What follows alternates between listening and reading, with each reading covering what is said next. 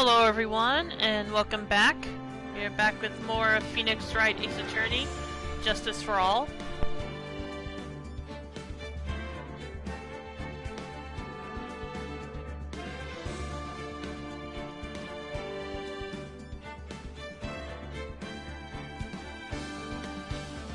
And tonight I am kind of hoping to finish this up, but we will see how that goes.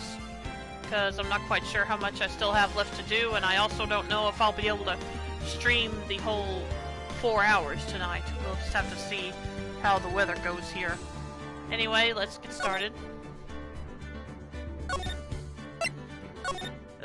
See, we're just having to do investigations, so that's gonna be rough. May have to try to, hopefully I'll be able to get a chance to finish it another day this week if I can't tonight. Anyway, March 22nd, 5:24 p.m., Wright & Company Law Offices. Mystic Maya! Mystic Maya! There, Pearls. I can't take it anymore. Ah! Look, it'll be alright. Everything may still work out. The condition was that we had to get a not guilty verdict. And so far, the kidnapper has kept his word and hasn't hurt Maya. And he won't because Mr. OnGuard hasn't been given a guilty sentence yet. Cheer up, we don't have time to stand around crying. We have to get going. You're right.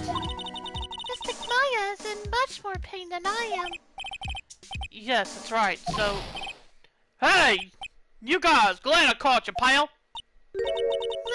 Mr. Scruffy Detective! Oh, gosh.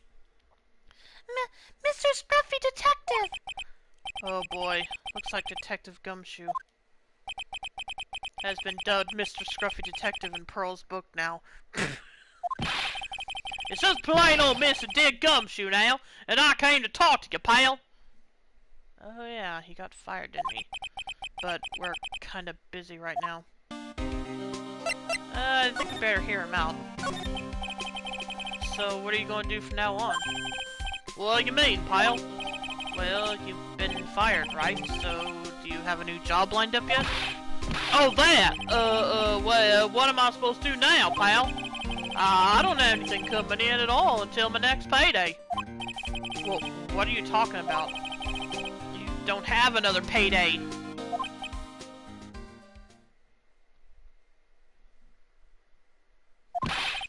I guess that means I'm just gonna have to work here at your place, pal.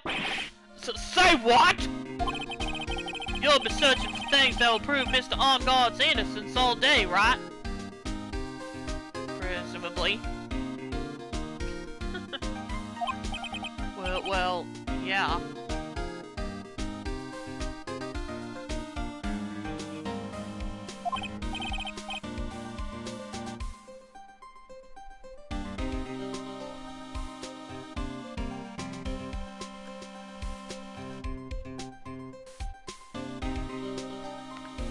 So yeah, I'm going to help you, pal. I've got lots of experience in investigating and watching over people's places. And I'm great at making really simple meals, pal. I'll take care of it all. Come on, Mr. Nick. Let's let Mr. Scruffy Detective take care of things. Okay. By the way, what's your best dish? Instant noodles, pal! Great. Why am I surrounded by people who only eat cheap, unhealthy foods? Oh well. That was the first time I've seen Mr. Edgeworth act like that. Never thought I'd say something like he didn't care if Miss Andrews killed herself. He said that? That's horrible! But because of him doing that, we got the truth finally. The truth. Miss Andrews' last testimony. I wonder if that was the truth. I'll give you that there was nothing strange in her testimony itself, but I still think there's something fundamentally wrong with the whole thing. You mean about that thing, pal? Why would she want to... No, I mean... almost need to frame Mr. On Guard. I couldn't figure that out from anything she said all day.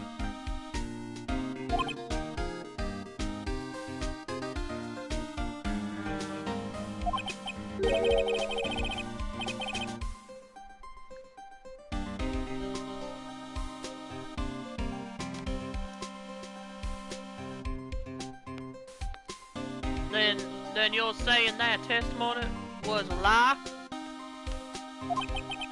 Not a lie, per se. It just feels like there's more here than meets the eye.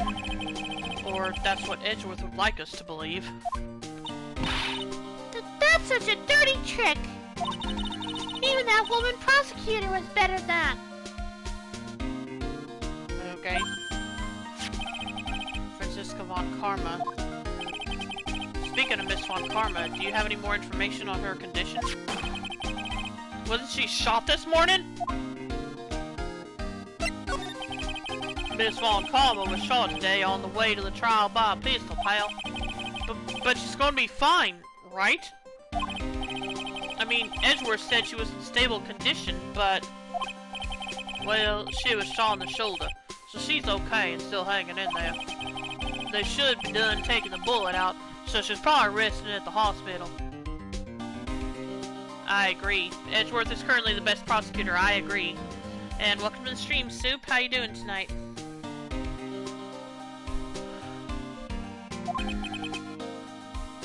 Von Karma is number 2 with a bullet. Oh, haha. Which one? What? Aren't you going to visit her, pal? No, well, I was kind of thinking about it. Hey, you've actually got a heart, don't you? She looked like she was being tortured to death not being able to go to the trial today. So maybe it'd be good for her if you went and let her whip you for a bit, pal. Oh, wow. I had to deal with my tires exploding like, ouch. That's not good.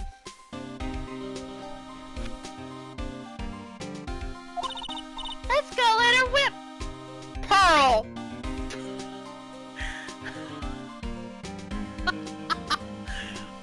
Let's go let her whip us, Mr. Nick! Now I'm definitely not going. Let's see. The name of the hospital. Oh yeah!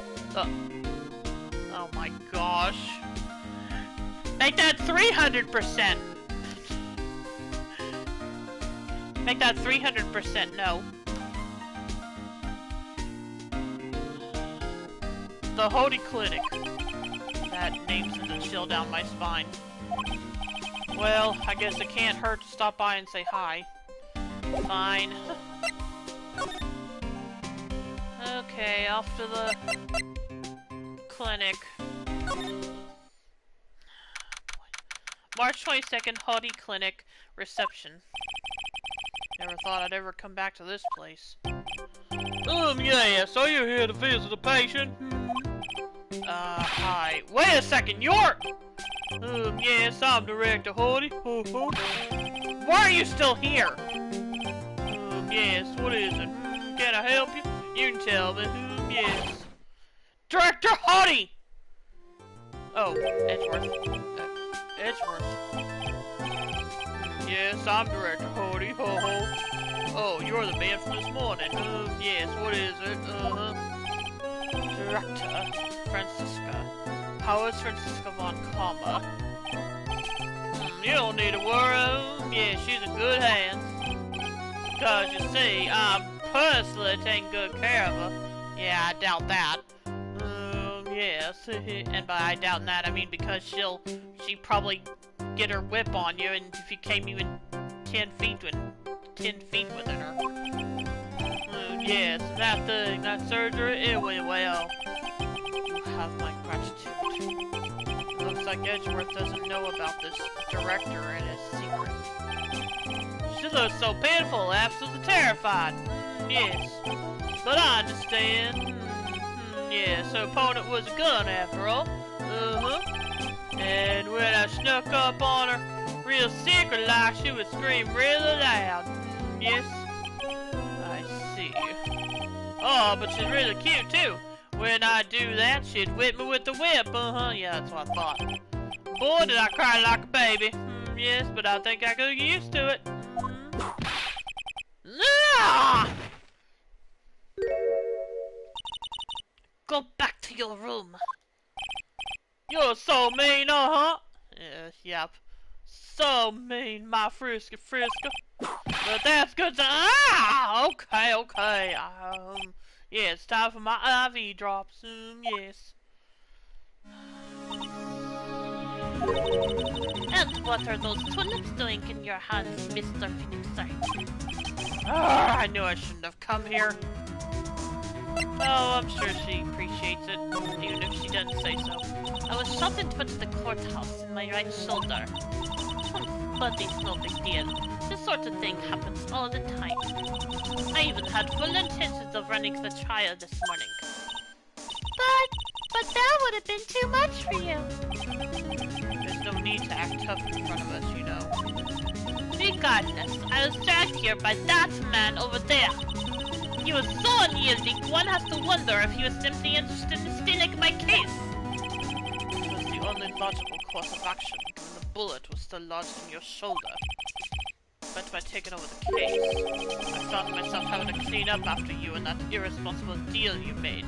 Ouch. I think I know what deal he's referring to. Miss Von Karma, you made a deal with Miss Andrews yesterday, didn't you? I don't know what you mean. In order to make sure you got your guilty verdict on Mr. Ongard, you told Miss Andrews to not testify in court today. I don't know what you're talking about. Do you have proof that I made such a deal? You're denying it? It looks like you were lucky, Mr. Phoenix Wright. If I had been in court today, this trial would already be over. All while hiding Miss Andrews' own crime? That isn't my problem, whether she had tampered with the evidence or not. I have only one objective, to find Ongard guilty of murder. The end justifies the means, Mr. Phoenix Wright. The end justifies the means. Miss Von Karma, Adrian Andrews believed you when you said, if you don't tell the truth of what really happened, then Ongard will be found guilty. And what does that have to do with me? Because of that, she is now in danger of being found guilty herself. All because she believed in your words until the very end. That still has nothing to do with me. She's just a weak person, that's all. But you had to know she was— Ow! I think visiting hours here are about over. So, if you'll excuse me. What's wrong? Why did she suddenly cut you off? Probably because she thinks I had the advantage in that argument. Edgeworth. Okay, now we gotta talk to Edgeworth. What happened today at the trial, Edgeworth? That was not like you at all. I mean, I know you knew about Miss Andrews' condition. You could have made her testify as many times as you wanted, but to go that far... but she wouldn't testify about that until I said something. Listen, Wright. The courtroom is a garden of judgment. I am putting myself on the line when I stand in there. And that's why I made the witness do the same. It's only natural. By the way, Edgeworth, you were really angry in court today. That's rare for you. Witness! That card! Give it to me! Hurry! Do you have any idea what you have stupidly yet inadvertently done? This... I can't believe you hid this from me all this time! That card. What in the world is it? You mean this? Listen, Wright. This is top secret information. You absolutely cannot leak this. The Special Investigations Team has existed for a number of years, but few know of it. I understand. The task is to find the owner of this card, a man called Shelley the Killer. And just as his name states, he is a killer, an assassin, the best at that. An assassin? Picture card was placed next to the victim at the time of the murder. Miss Andrews was carrying it. So who is this Shelley the Killer? The Killer is the name of a long-standing line of assassins.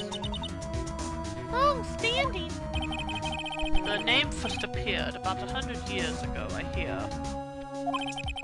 Shelley is the professional name of the third heir to the Killer name. So because his professional name is Shelley, he leaves cards with a shell on them. He has a habit of making sure to leave a card by the body of his victims. Why would he do something like that? We think it is a part of his duty to his clients. His duty? If he leaves a card, then his clients can be assured it was he who killed the victim. It also serves as insurance against any charges being pushed onto his clients. I see. The Killer values the trust between his clients and himself above all else. It seems that this is one honorable assassin with a moral conscience. I guess that even honorable assassins can exist. So you think this assassin, you think he's the one who did the killing in this case? It would appear that way. The discovery of the card basically confirms it. Wouldn't you agree? Shelley the Killer, huh? I noticed something at the trial today. You were behaving in a very strange manner. Something the matter. I guess I should just tell him. Maya, she's been kidnapped. Kidnapped? What does the kidnapper want? An acquittal. I see. I had no idea. I will prepare a rescue team as soon as possible and resolve this by tomorrow. Really? Did you hear that, Mr. Nick? And Mr. Edgeworth is going to... Stop trying to console me, Edgeworth! I don't need your pity! Mr. Nick? There's no way you can find her. We don't even have a single lead to go on. There's only one way to save her. I have to get an acquittal somehow. It's the only way. Right. Listen. You need to know something. Juan Corrida was killed by Shelley the Killer. And the client who ordered the job is Matt Ongard, your own client.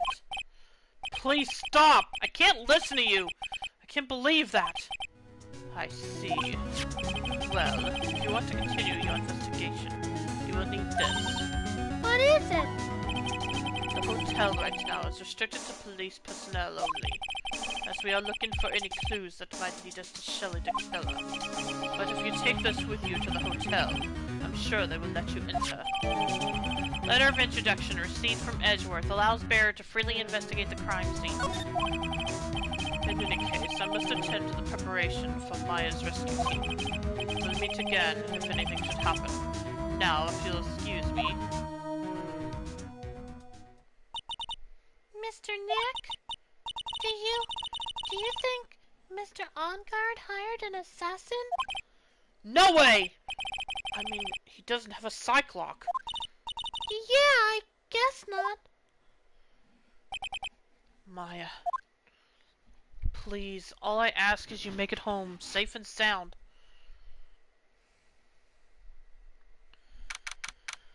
Date unknown, time unknown, location unknown. I guess even kidnappers can be a little clumsy. Clumsy enough to drop a card like this for me. And even though he said he was an assassin, I bet he's just making that up, like how Nick does with everything in court. Anyway, let's try out the card trick with this card I just found.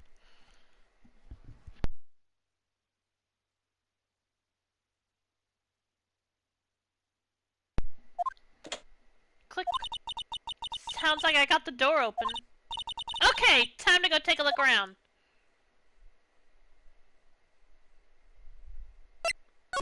Alright. Good. Here goes nothing. Date, time, and location unknown. Well, what is this place? I've got a feeling I'm not in the hotel anymore. Do you think? Are those videos over there? Well, I'll worry about that later. For now, I should be looking for clues. That way I can show them to Sis and maybe get out of here. Well, let's start looking around. Let's see, there's a satellite. What is this thing? An antenna, I guess? And this is a VCR? There sure are a lot of electronic gadgets here. But what is an antenna doing here? Wow, I've never seen a TV this big before. Now, where's the power button? Click. Phooey, it's busted. I would so die a happy samurai fan if I ever got to see the Nickel Samurai on TV like this. Ah! I can't believe I just made a joke about dying, all things considered.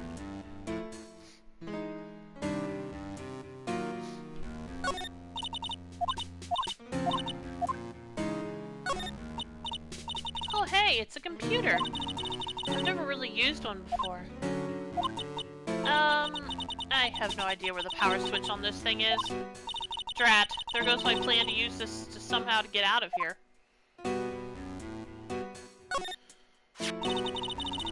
There's a framed picture sitting on this coffee table.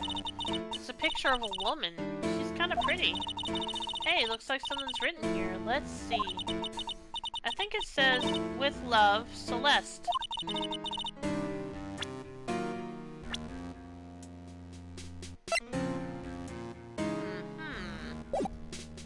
I bet this could be a clue. Yes, it could. I noticed there's a pet door on the door. That's weird. What's a figurine doing on the sofa in a place like this? I think it's a bear. Aw, how cute! But it's got a lot of cuts and slits on it. I wonder if it's some kind of puzzle or something. It's so dark in here that I can barely see, but these kind of feel like videotapes. All of them. So what kind of room is this?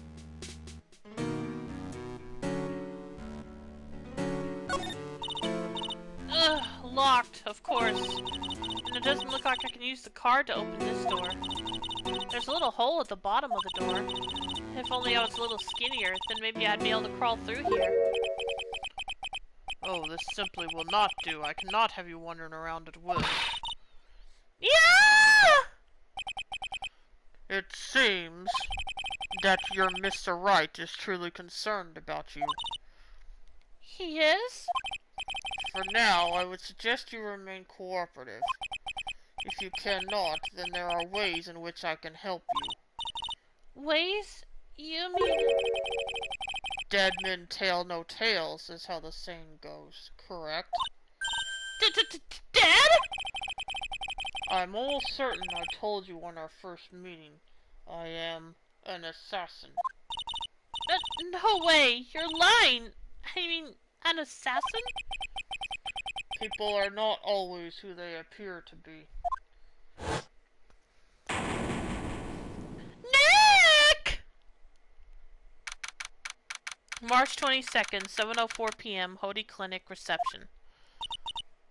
Mr. Nick? Oh, yes, Pearls? I cut off my thoughts about Maya's situation. Mr. Edgeworth is left, you know. I guess for now I have no choice but to believe in Mr. On Guard. But I think I should listen to his story one more time. Alright, let's get going too. Okay!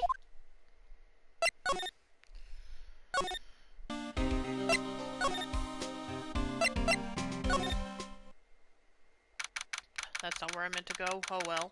March 22nd, Police Station, Criminal Affairs Department. Wow! Everybody looks really busy with something or another. They're probably strengthening the evidence for tomorrow's trial. Hey, hurry up with that, will you? Pass that victims list around! You gotta be kidding! There's over 100 people on here! Mr. Nick? Is Mr. On Guard really that big and bad of a criminal? Actually, Pearls, never mind. It sounds like they're working on a different case.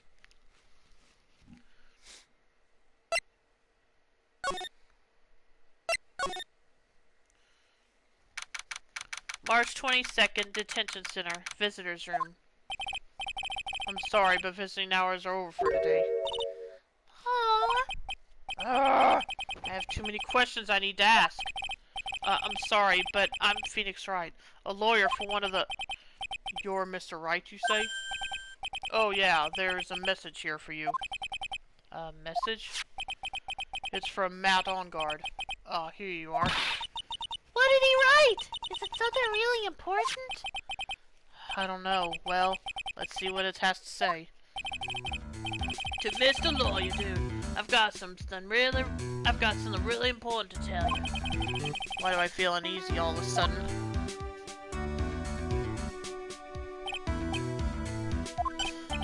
Oh, Mr. Wright.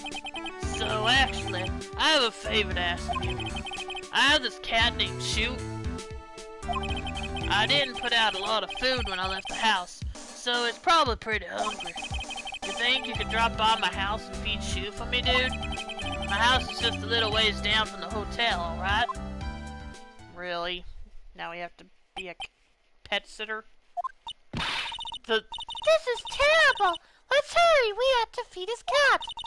I'm sure poor Shoe's stomach is growling by now. Yeah, I guess. The client's request is a request. Guess I should go check up on his cat. Do we? Alright.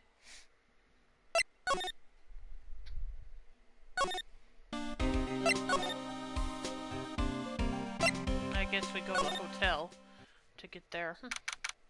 March 22nd, Gatewater Hotel, hotel lobby. Alright now, Mr. Nick. Let's go look for clues. We have to for Mystic Maya's sake. You Okay. You shall not pass! Called it.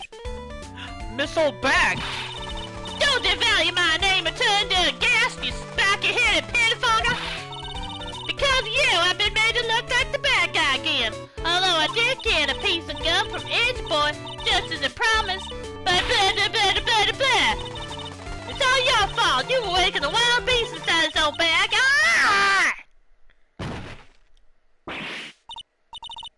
Miss Old Bag! Keep your hands off me! This helmet is airtight. No air can get in and no air gets out. I take it you actually read all that, because I don't know what you're reacting to.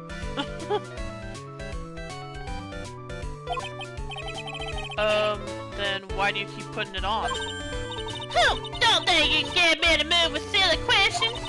You're going to have to defeat me if you want to get by. I'm not hearing this. Creepy patient and creepy old lady, this case says it all. Well, yeah, that's true.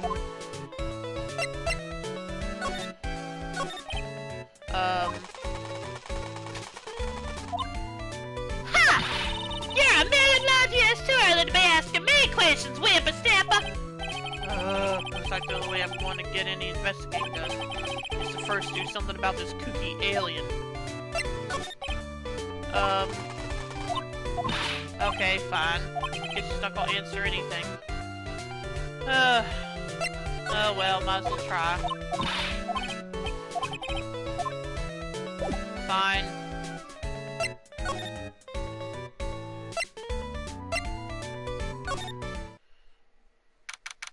March 22nd, On Guard Mansion, living room. Sure is dark. I'll go turn on a light. Wow, so this is what a star's house looks like. Must be nice to be rich. I want to know how he's keeping that motorcycle up there. Come on, Mr. Nick. Let's find Shoo the kitty cat. Shoo! Aww. Oh my gosh, it's so cute! So I guess this is Shoo. Oh, what a lovely cat. Hello, Shoo. Aww. The cat seems like pearls.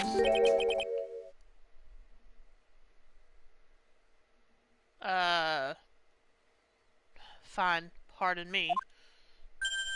Oh! May I help you with something, mister? Oh, we're lawyers. Actually, I'm Mr. On Guard's lawyer. Masters. Then you must be Mr. Wright. Yes. Oh, it's a pleasure to meet your wonderful self. I am the family butler, John Doe. Sure. Nice to meet you. Meow.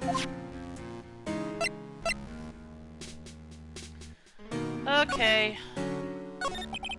You must know all sorts of things about Mr. On Guard, right? Honestly, sir, I don't believe my master is capable of such a foul deed as murder. And, anything else?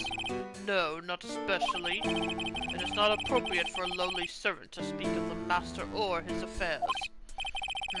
How typically butler-like, as it were.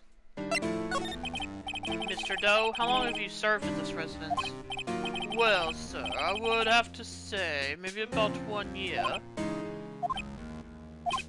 And, anything else? No, not especially. It doesn't... Yeah, okay. You know, I would have thought Mr. On Guard the kind to have a maid over a butler. He's not wrong. That's a very cute cat you've got here. It is my duty to take care of him. The master rather fancies you. Wait a minute, why were we told to come feed him then? And, anything else? No, not especially. It is not appropriate for a lovely servant to speak of the family cat. Well then, I guess I don't need this piece of scrap paper anymore. Matt's note crumbled into a ball and thrown away. Oh, I thought maybe we need to show that to him. Well, I'm afraid I must take my leave of you now. Oh, we should probably get going ourselves.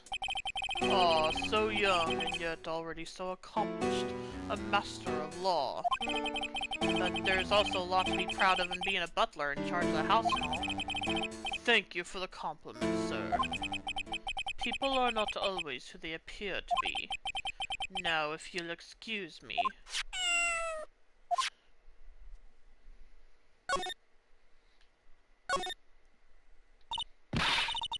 A giant bicycle is flying through the air! That bicycle, Pearls, is one where you don't have to pedal and it moves on its own. Really? Wow! But sorry to disappoint you, it can't fly. Oh, that's too bad. Oh, there's a giant cooking hearth here. That's actually a fireplace. How are they different, Mr. Nick? You know, I've never actually seen a hearth before, come to think of it. You should come and visit Fay Manor then. I'll show you one when you do.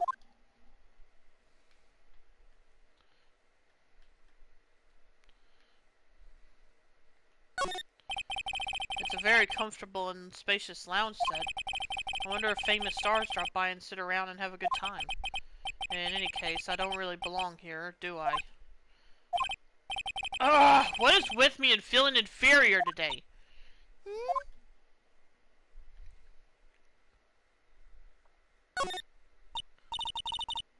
Ah, there are masks here.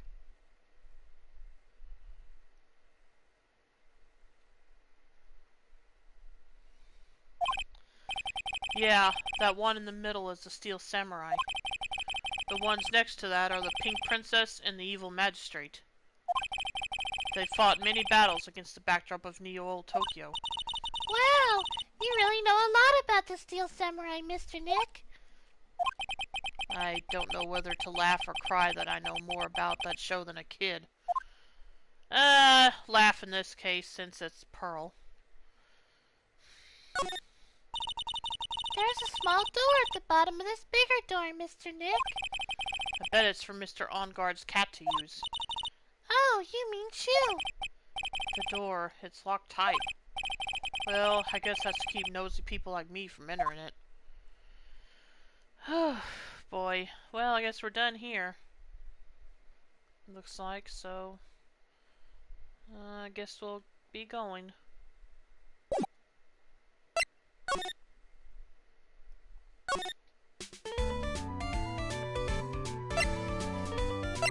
Seriously, what am I supposed to do for her, though? Or with her?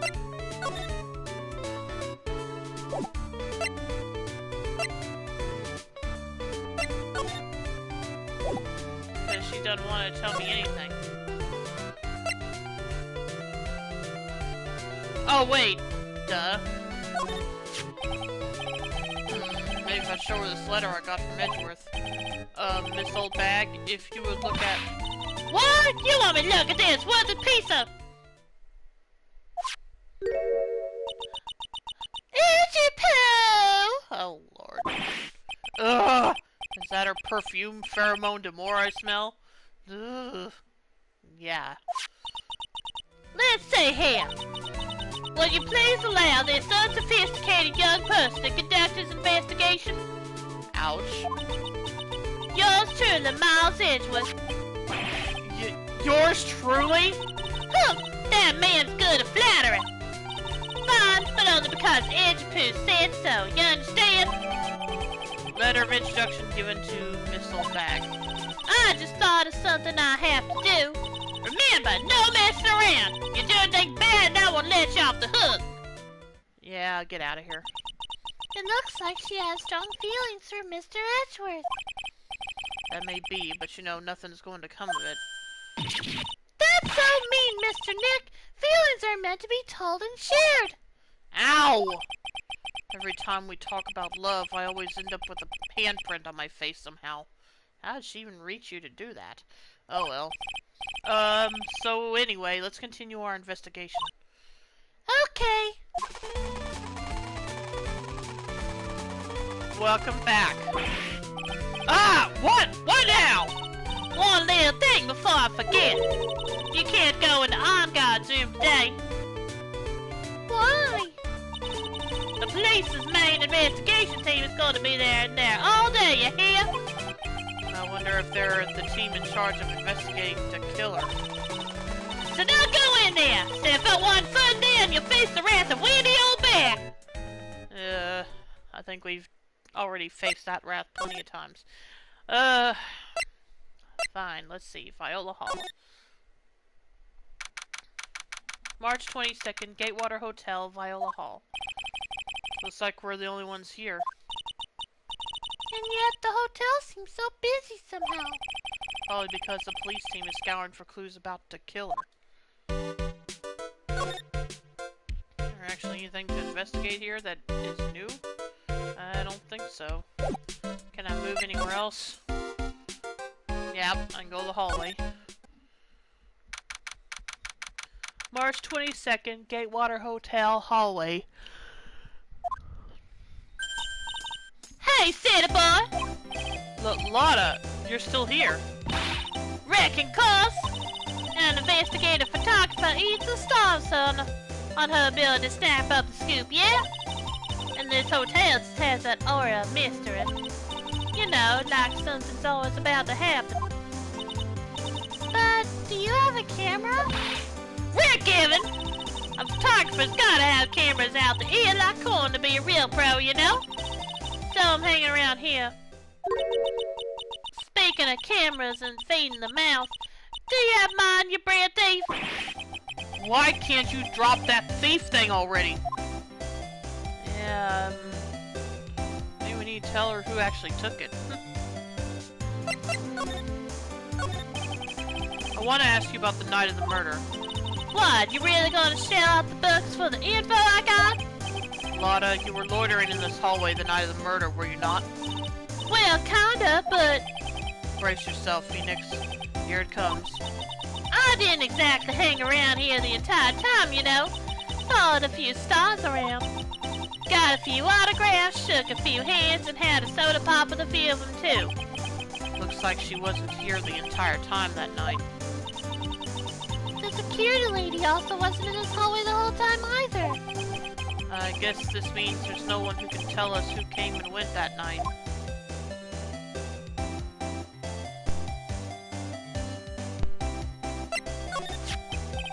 So, about the note that was inside your camera case. Oh, that Jenny I wrote? Yeah, can I believe what you've written? You mean the stuff about On God shoving his mansion lady on the corridor? Yeah. Oh, well, I reckon you best not be believing that. What? Look, I sort of wrote that on a whim, you know? Writing whatever came to mind. Whatever came to mind? Yeah, when you get down to it, it's just a lot of random bull doodles. Hey, what's with you? Why are you staring at me like my grandpa used to? Hey, why do you look like you suddenly got older too? Or am I just shrinking here?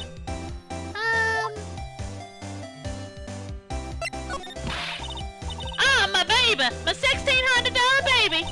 What's with that red-coated prosecutor anyhow? The guy told me it was evidence and refused to give it back to me. Well, that's kind of how it is. Hey, you're that red coat's friend, ain't you? So put in a few good words for me and give me back my camera. You want me to do what? Listen, nab the guy real good for about 5 hours, and I guarantee he'll give it back. Why don't you do your own dirty work? Well, I reckon it's time for me to get going.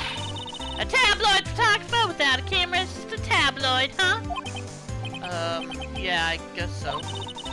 Keep yourself together out there, you hear? I'm coming to see you in court tomorrow. Okay, I'll see you then. And you too there, little one. Keep up the good work, okay? Okay. Don't be picky about your food now. Okay. Make sure you do all your homework, you hear? So you even have homework? Okay. And if you happen to find yourself a camera, make sure you bring it. Will you please just leave already? Okay, still nothing new out here. And we can't check On Guard's room. So we'll just have to check Juan's room. March 22nd, Gatewater Hotel, Corridas hotel room. What? Mr. Nick! What is that otherworldly ghastly moaning? I hate evil ghosts! I don't think it's a ghost. Maybe it's a demon?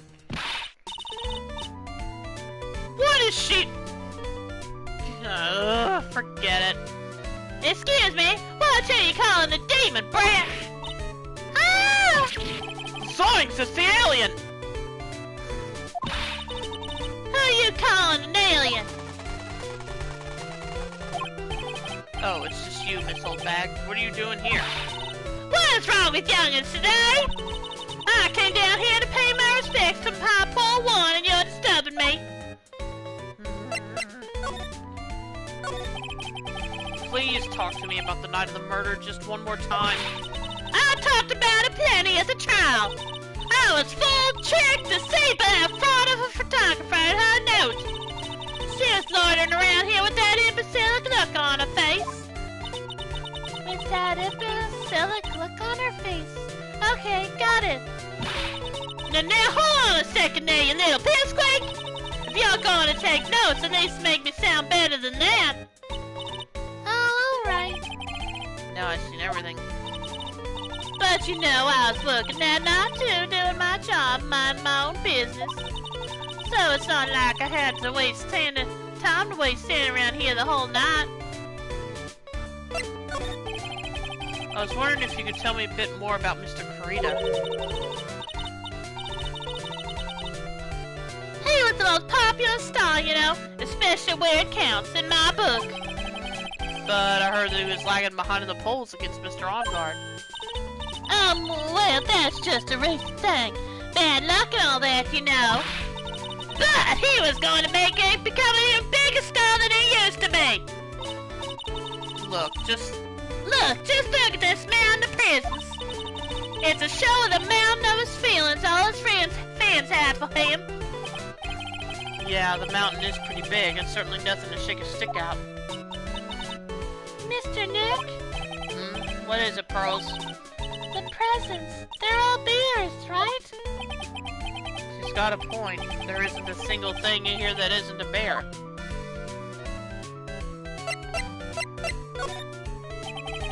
All of Mr. Corrida's presents for his fans seem to be bears. Oh, that's because you can't think of one without thinking about bears. Bears? Why bears? You don't know, when my dear Juan was training, he fought barehanded with with the bear. He refused to give in and let the bear win, but after the fight they became friends. Wow, what a heartwarming story. Look, just like in those young people's dramas, I can stick those two tucking out. I can see those two tucking out going by a river going, you sure can fight. You too, bub, you too. Did all that really happen? It's in his biography, bub. What a load of crock. So ever since then, fans have been giving him bears as presents. Yeah, nice. Bears. I'm Uncle Bear and I say it's barely 8 o'clock. Well, what is that infernal racket? It's one of the presents going off. Sound like it's already 8 p.m. Way past your bedtime. Ugh, that startled me. I thought I was going to die for a second. 8 p.m. That's the time when the award ceremony ended that night, remember? Time sure flies. Hard to believe it's been 2 days since the ceremony. The transceiver. Hello? Hello? This is not a phone. Maya! How's Maya? You haven't hurt her, have you? It seems you are not able to fulfill your end of the bargain, Mr. Attorney. I have heard the news. So it would seem my present did you no good. No! Mystic Maya! Mystic Maya! One more day, please! All I ask is for one more day. I'll get a not guilty verdict for sure this time. Please! I suppose if I must. I need that acquittal more than anything else after all. Please, please let Maya say something. I want to hear she's alright. Alright. Then a little... What in the world? What is with the static all of a sudden? Hello? Hello? It seems... beds... connect! Damn it! Did the transceiver just suddenly break? You'll excuse me. Well, what happened? I don't know. All of a sudden, it became nothing but static. Ah! Mystic Maya! Mystic Maya! Why did the transceiver suddenly break like that? I should probably have an electronics expert look at it. Sooner the better. I don't suppose that would be you by any chance. I don't have anything to say to delinquents like you. She's clamming up like the old queen she is. Please, anything would be helpful. Well then, how about I tell you my measurements? No, that's okay. Really. She really doesn't like you, does she, Mr. Nick?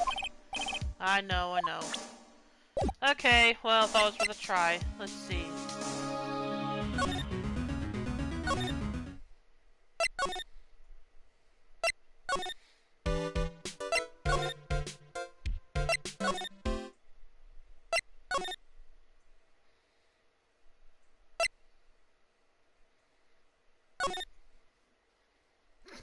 Okay, not there. Nope. Oh, okay. Well, it was the last place I had to go. March 22nd, Wright and Company Law Offices. Hey, welcome back, pal! I thought I'd make you a little something for dinner. That's nice, thanks. A rich man's luxurious full-course meal, out of a can, that is. I'm sorry you went through all the trouble to cook, but I don't have the time to eat. Oops, looks like you don't have a can opener, pal. You've got to be kidding. And here I thought he had already whipped something up. Oh, I know! There's one way I know how to be helpful. Ask me about anything you want, pal. Go ahead. Well, since he's here and offering, I wonder what I should try asking about.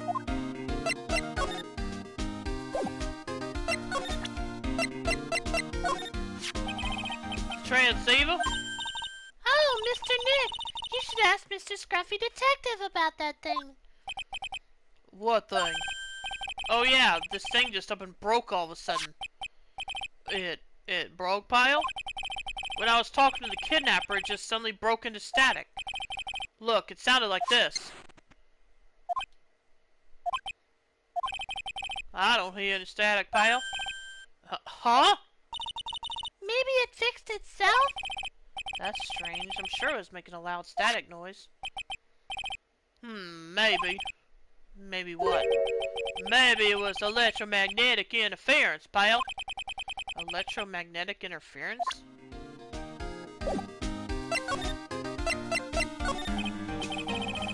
So what is electromagnetic interference? It's something that happens when a radio wave gets mixed up with another signal, pal. Oh, when you put it that way. I don't understand what you're talking about. Like, for example, when a cell phone goes off next to a computer screen, the stuff on the screen gets kind of fuzzy and starts acting funny, right? Is that actually a thing? Oh well. Huh? Computer? It's like when you use the dryer next to the TV and the screen starts looking weird. Oh, yes, the TV does do that. Oh, so that's what you're talking about. She seems amazingly happy at being able to understand this. So, the room you were in with that interference, when that interference to the transceiver happened, there's gotta be something there that's sending out very strong radio waves, pal. Something like a listening device or something. Oh, hey, speaking of that, where were you when it happened? Oh, just a sec, my phone's ringing.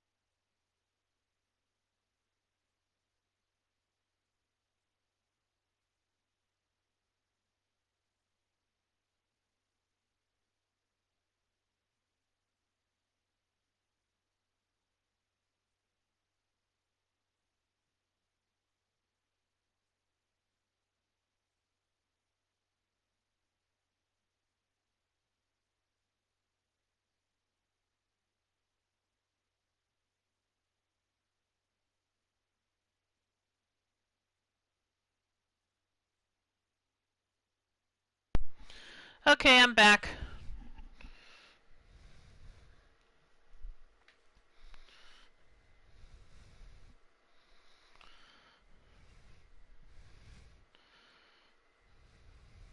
Hey, speaking of that, where were you when it happened?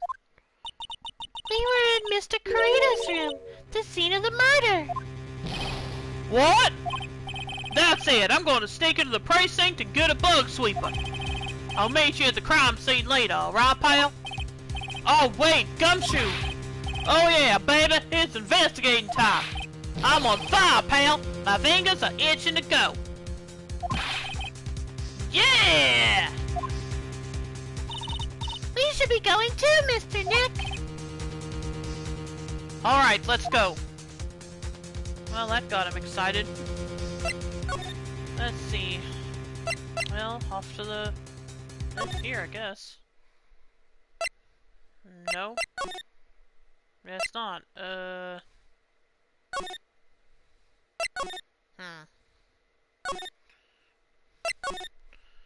right, back to the hotel, duh.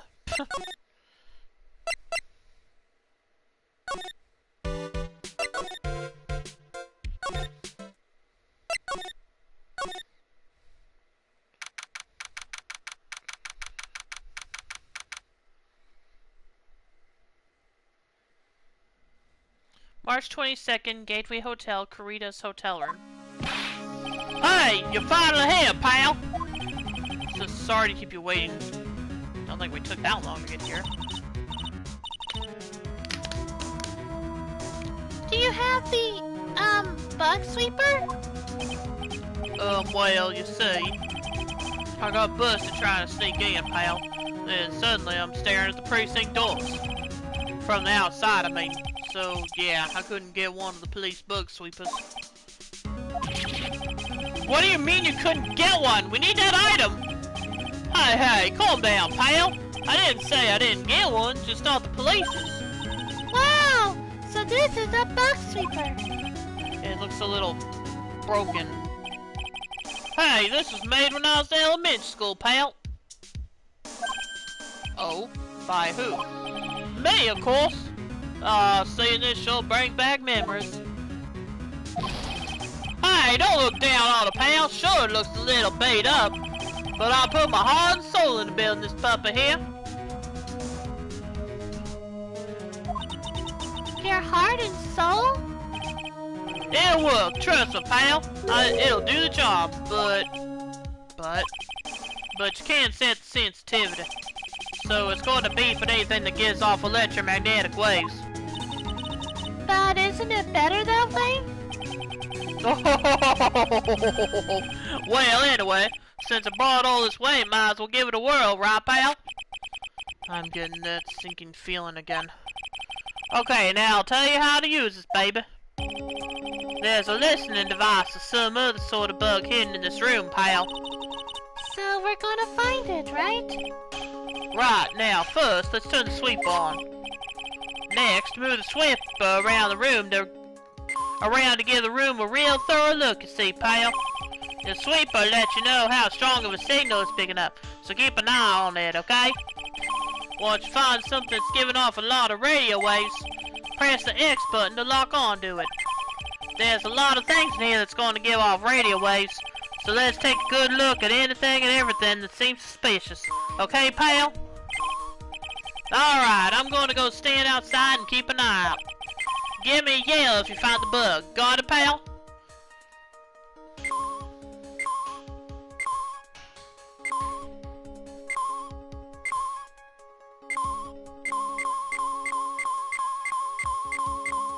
The lamp? Really? Lamp check, listening device, nope. There are a lot of lamps in this room, aren't there, Mr. Nick? Yeah. And they're all on. Maybe you shouldn't do that, Mr. Nick. Don't you think now that's wasteful? Yeah, I'll be more conscientious from now on. Sorry.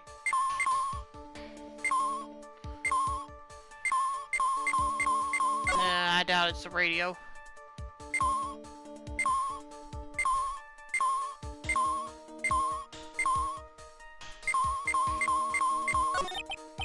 Well, it certainly looks like an alarm clock. What's wrong? Why do you look troubled? Just can't imagine a listening device being inside this alarm clock. It's just, sort of remind me of something that happened a long time ago. Oh. Well, anyway, it looks like the listening device isn't in here.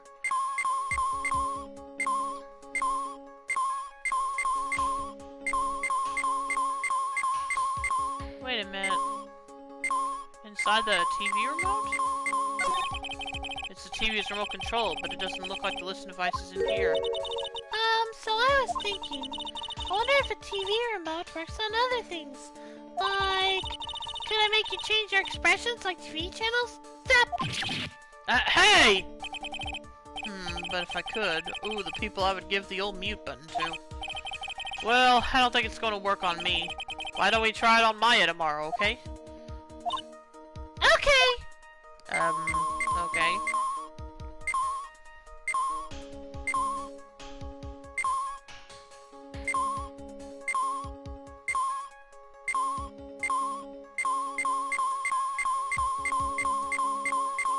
I doubt it's the refrigerator.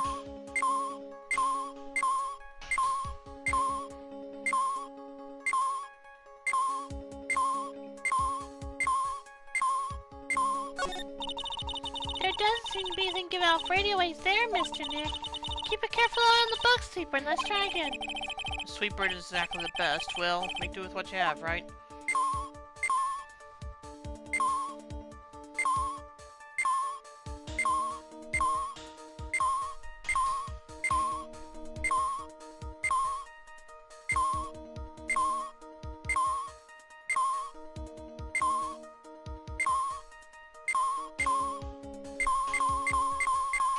No.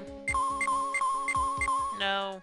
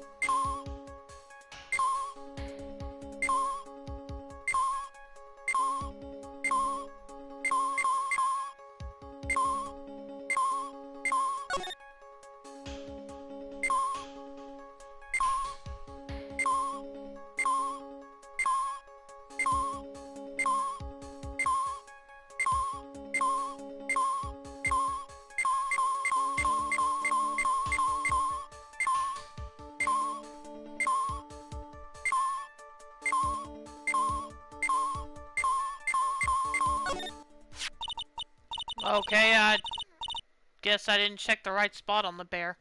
This is just a giant stuffed teddy bear, right?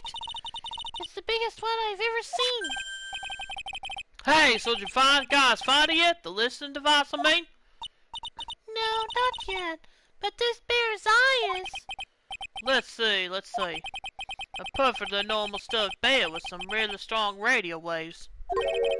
Sounded like you found the device to me, pal. Let's dig this big fella's eye out and see what we got. No, you can't! Such a violent act! Oof! No!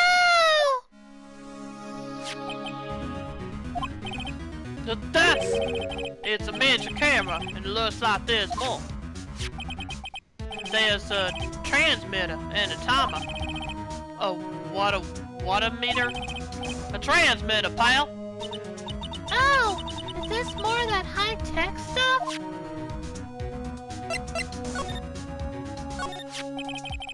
So this tiny thing is a camera? Yep, the pinhole 6D camera, pal. It's a small, high-grade video camera mostly used in security systems. So it's a video camera. It runs on a battery which comes with it in a set. But there's no videotape in this camera. This is only the camera part here, pal. The tape recorder with the tape inside it is somewhere else. Somewhere else?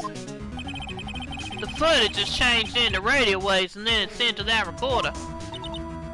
So, it's sort of like a TV broadcast, isn't it? Hey, you know, you're right. Spy camera adds the court record. Set to record the victim's room from 8 p.m. for 1 hour. Was running at the time of the murder. Interesting. So, what is a transmitter? It's a device that sends the footage the camera took to a specific destination. It's like a video version of a listening device, pal. It looks like it's attached to a small clock-like thing. Oh, that's a timer, pal. You can set it to turn the camera on and record at a certain time with it. You can set it for a certain time? Yep, let's see. This looks like it was set to start at 8 p.m. and go for 1 hour. 8 p.m.? That was the time the award ceremony ended. There's no date set, so it's been recording every night, I'd guess. And Mr. Detective, how long has this bear been here? I'm pretty sure it's been here since the night of the murder. Then maybe... Maybe this camera caught the murder on tape. Well, what? And if you think about the angle the bear's at, it's bound to have had a clear shot of the whole crime, pal. Transmitter added to the court record. Changes the footage taken by the spy camera into radio waves and transmits the data. So there was a camera in this bear's eye. And it was disguised as a present. And I'm sure it's here on the night of the murder, pal. It's pretty big, so it stands out pretty well in my mind. But who gave Mr. Kurita this present?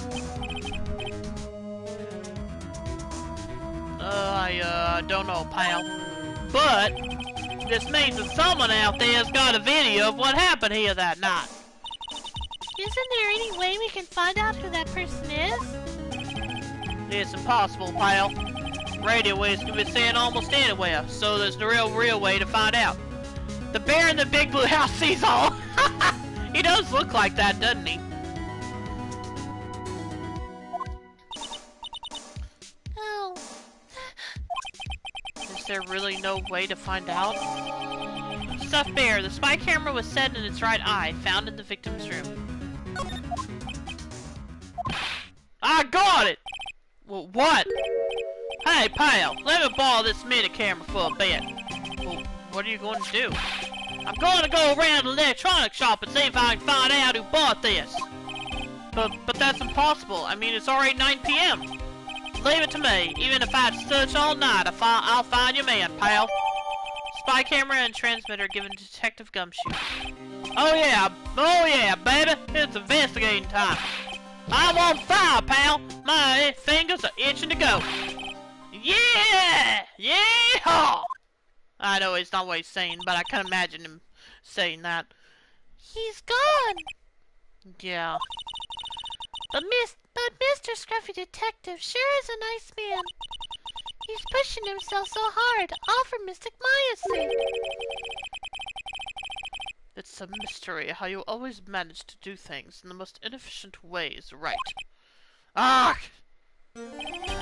You'll have to excuse me. I heard your conversation just now. Edgeworth, what are you doing here? A rescue team has been created and deployed. I can't say I'm optimistic, but we have to move forward one step at a time. I see. Thanks. Don't thank me yet. We still have to find her. So, there was a spy camera hidden inside the stuffed animal, huh? You are one lucky man, right? Do you know the stuffed bear, little girl? I have no idea. Of course not. The maker of this bear is a very expensive luxury brand from overseas. It's completely handmade, and only a small number of these are exported here.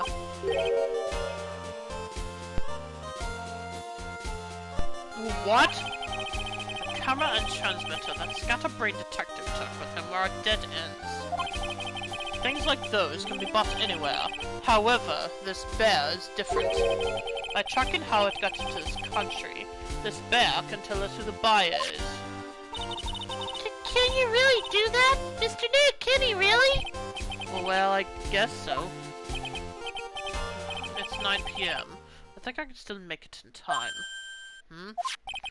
I'll be taking this for now. Good luck with that. I'm sure you have other things you have to do. Stuffed bear snatched up by Edgeworth. Okay. See you soon, Wright. Not so much that he took it, and that I don't know how he was able to carry it out. Anyway, well, wait! What? Why are you doing this? I have no interest in explaining myself to someone who cannot comprehend. Makes you wonder why Edgeworth isn't the detective, I know, right? But besides that, right. Until court reconvenes tomorrow, you should concern yourself with this question. Who was the person that murdered one Kurita? The real killer. Do you really still think it was Adrian Andrews? To be honest, I don't know anymore. You still have a little time left. Find the truth, Wright. Everything begins with the truth. One Kurita's real killer. Miss Andrews passed. The kidnapper whose sole condition is an acquittal from Mr. Ongard.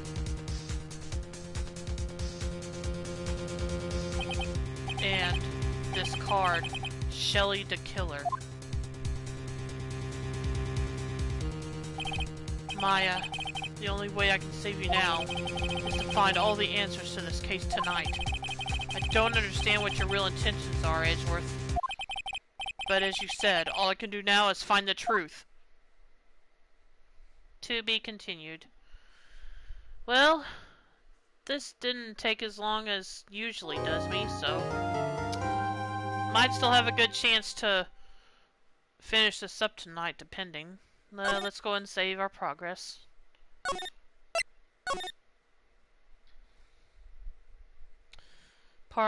More investigation. Okay, never mind.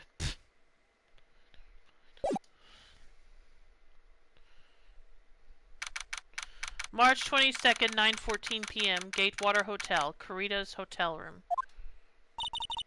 It's past 9 p.m. already, isn't it? I wonder if Mr. Edgeworth has already found Mystic Maya. These things take time. I'd say probably not. The police are professionals, Pearls. They'll find her, so don't you worry. And if we can win a not guilty verdict tomorrow, then everything will be okay. You're right.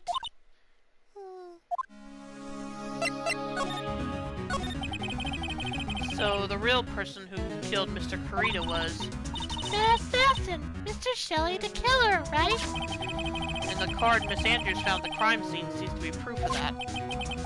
But if that's the case, then a new question comes to mind. Who was the one that hired the killer to begin with?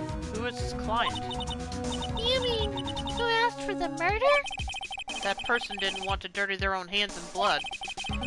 But whoever this client is, they're still a killer. Well, who could have hired the assassin?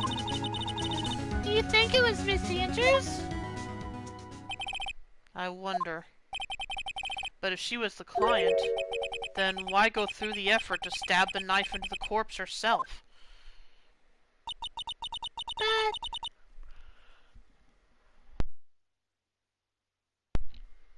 But if Miss Andrews wasn't the client, then no, it can't be. Not on guard himself? If Mr. On-Guard really did hire the assassin, Then he is not innocent at all. Far from it. He would be guilty of the crime. but it can't be Mr. On-Guard, right? I mean, when we first talked with him, Mr. On Guard, I'd like to ask you one more question. Did you kill Mr. Juan Karita? Alright, just so we're clear, dude. I didn't kill anyone, and that includes Juan Karita, okay? I didn't see any Cyclops at that time. Actually, that reminds me. did you remember something, Mr. Nick? Yeah, something Miss Andrews said at the trial today. She said something interesting. So what is this interesting thing? Oh, that's right. You didn't hear it, did you, Pearls? Juan had bet everything on the Jammin' Ninja this year. And if he lost the Grand Prix, he was going to make sure Matt was going down with him. That's what he thought, anyway. It looked like somehow Juan had in his hands a secret so powerful that it would destroy Matt's acting career had it been revealed. Mr. On-Guard's secret? Well, what is this secret? I don't know yet. But for now, let's think about it this way. Mr. Karita was going to reveal this secret. In most countries, contracting a murder is equally weighed as if you had actually pulled the trigger. Yep. That means Mr. On Guard had plenty of motive to have Mr. Karita silenced.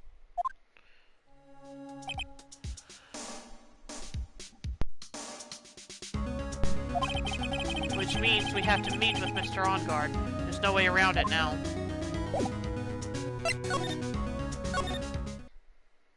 Oh, okay.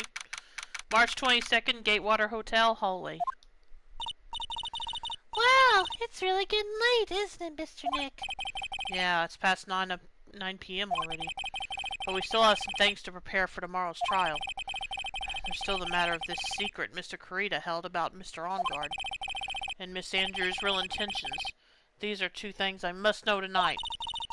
But aren't visiting hours over at the detention center? I'm sure we'll think of something, Pearls. Don't you worry.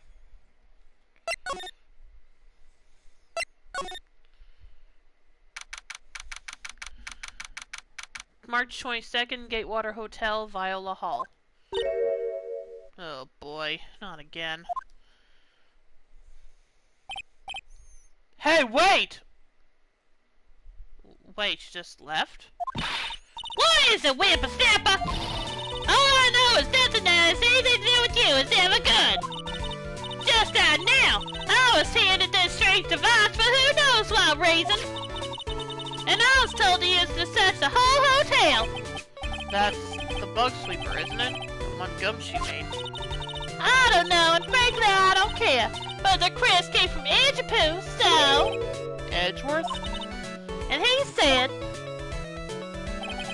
If you feel angry, direct your anger at that unsophisticated lawyer. So I'm gonna feel free to direct all my anger towards you! Gee, thanks a bunch, Edgeworth. What a pal you are. This is absolutely top secret, so you better keep it to yourselves. I heard they found a spy camera hidden in one of the prisons. Very interesting. I'm sure it was, you know, it was to catch poor one in the middle of a scandalous meeting. Scandalous? What's that? It means, well, you know, that gossip that's been going around about my dear one. Oh, you mean that thing about Miss Andrews? But I'm sure she must have had some reason for getting close to Mr. Kurita. I'll let you in on another secret, youngin'. I know who planted that spy camera. It was that obnoxious puffy-head photographer girl that nervous some people. Spying on people by herself, as if I wouldn't want to say for myself, too. Wow, the alien actually admitted her true intentions for a change. I don't know what you're thinking exactly, but I can bet that's nothing good.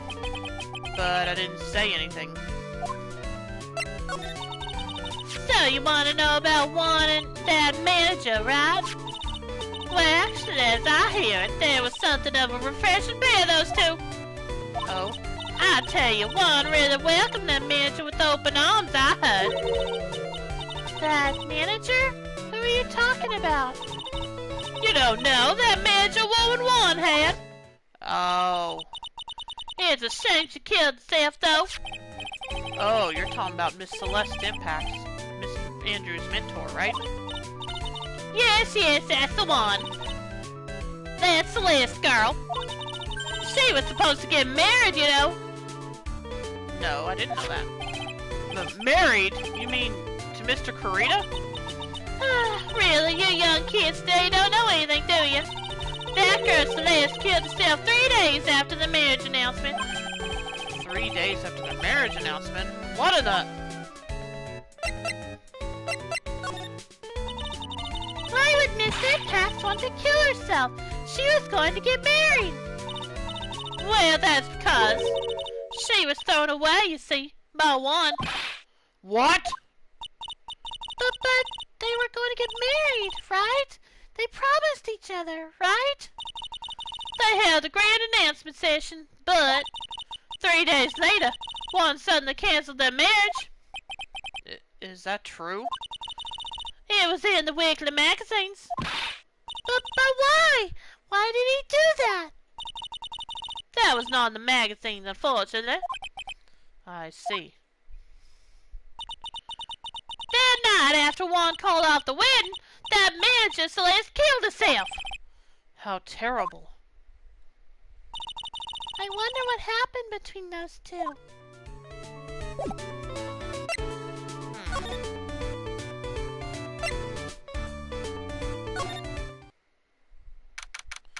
March 22nd, Gatewater Hotel, hotel lobby. On that night, there must have been at least a few hundred people here. I guess the police are done with their questioning and investigating. Looks like things here in the lobby have finally calmed down.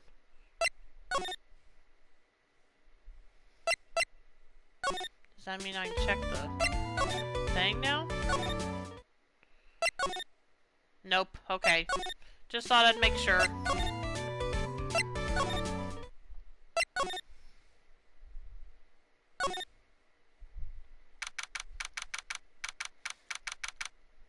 March 22nd, Wright and Company Law Offices. It doesn't look like Mr. Scruffy Detective is here. Well, he's out there with that camera asking around at all the electronic stores. Then I'll make some salad for him for dinner. It looks like Pearls really appreciates what Gumshoe is doing for us. Mr. Nick? Yes? Where is the lettuce? I don't think I've ever bought lettuce before. Aw, I guess I have to give up on making a salad then. Guess the lack of lettuce is kind of a problem.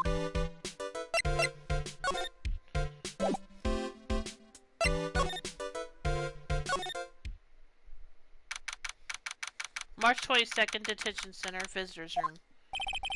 Visiting hours ended a few hours ago. Looks like we're not going to get a chance to talk with Mr. On Guard tonight. But, isn't what we have to ask very important? Yeah, but I don't think that matters to the guard.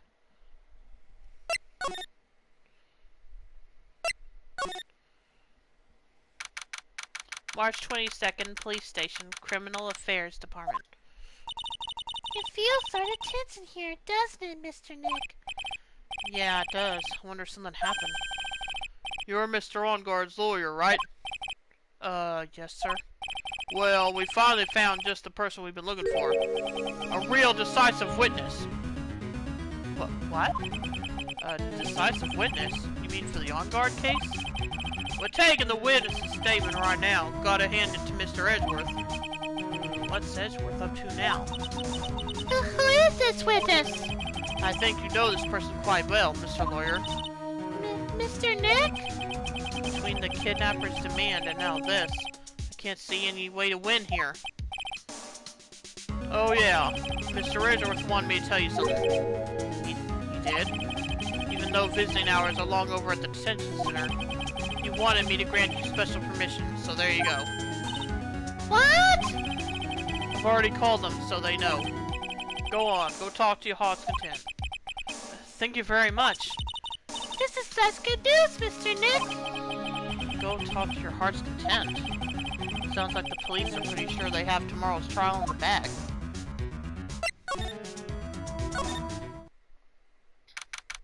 March 22nd, Detention Center, Visitors Room. I'm sure they must have transferred Miss Andrews here by now. So that means that both Mr. On Guard and Miss Andrews are in this detention center. Now then, whose story do I want to hear? Will I not get a chance to listen to both? I kind of feel like Adrian might be able to help us out more. So, let's go with her. Oh, it's you. I'm sorry to be visiting at such a late hour, but there are a few questions I absolutely have to ask you tonight. Me? I thought your client was Matt. I'm sure Miss Andrews knows something. She can't be clueless about this secret Mr. Kurita had on Mr. On Guard.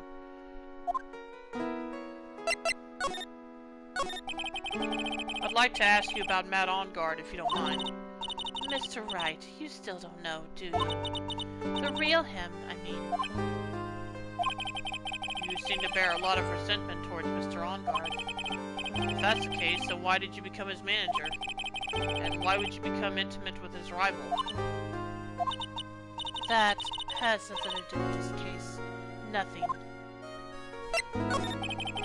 About Miss Celeste Impacts. I had finally put her death behind me. And now, thanks to you, it's all come back to the surface. I'm sorry. Yes, I was shocked by her suicide. It is true that when I heard the rumor that Juan was the one who had hidden her suicide note, I began to draw close to him. I wanted to get her suicide note back, and to burn it. You wanted to burn it? But why? I didn't want it to spread like just another piece of gossip. But I never held any murderous intent toward one. I would never do something so stupid. The suicide note, huh? Wonder what it said. Why did you try to frame Mr. On Guard? That's simple. Because he's the killer, that's why. Isn't it the duty of every good citizen to inform the police? But there had to be another way. The police are excellent in doing their job, so they'd figure it out, right? Yes, they're so good that they couldn't figure out the real truth behind Celeste's death. Miss Andrews. Well, I know you're not the type of person to do something without a reason. So please, tell me why you did what you did. Revenge. Huh? Did you say something just now? Oh, great. Of course. Oh, just one? Well, okay. A Cyclock, huh? Don't you understand yet? You're not my lawyer. To be honest, you're more like my enemy. But... I'm sure I just heard Miss Andrews say, revenge.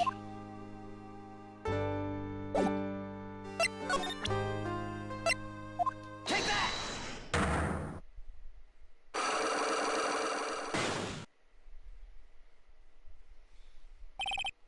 Why frame him? Can you please tell me why you framed Mr. On Guard for the murder? I've already told you countless times. It's because I thought Matt was the killer. No, that's not it. I know you have a personal reason to dislike Mr. On Guard. Miss Andrews, you may think I didn't hear it, but I know you said something earlier. You said revenge. So, you are saying I was taking my revenge out on Matt, and that's why? What an absurd idea. I don't have anything I want to take revenge for. Miss Andrews, a woman who lives by being dependent on other people. There is something or someone in her past that would make her take revenge.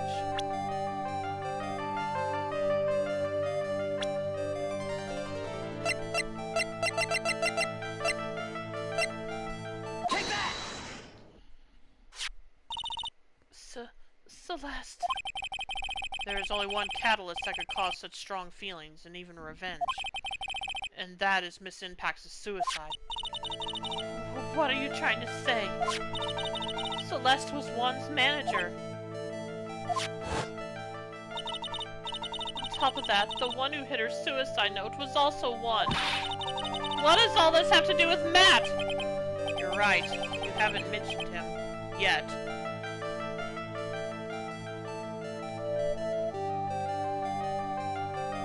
Miss Andrews' revenge is thankfully not like Montezuma's revenge.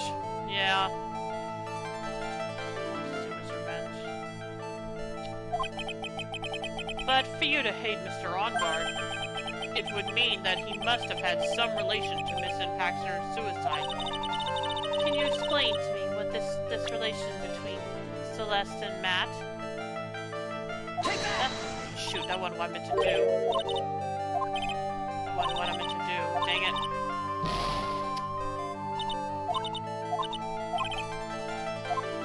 Yeah, that wasn't what I meant to do. So let's... hang on a minute. Take that!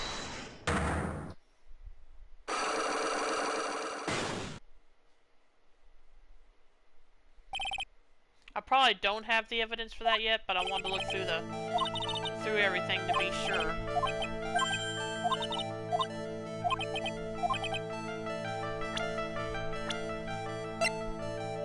Take that!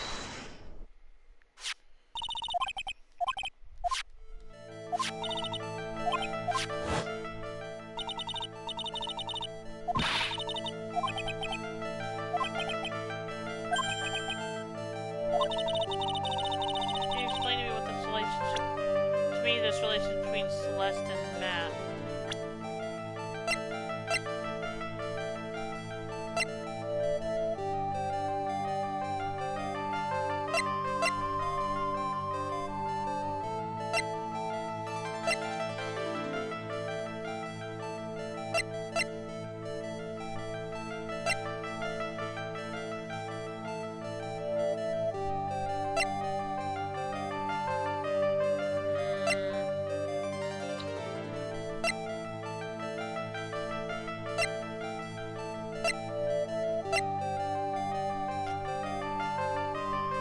think I am too. I don't think I have enough evidence yet. I should investigate and gather some more clues before I try again.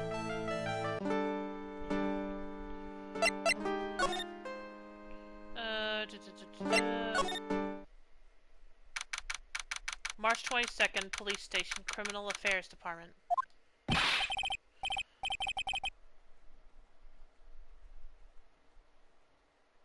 I have no idea.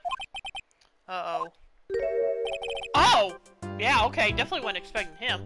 Mr. Powers. What happened? Why are you here? You see, I got roped into this somehow. What?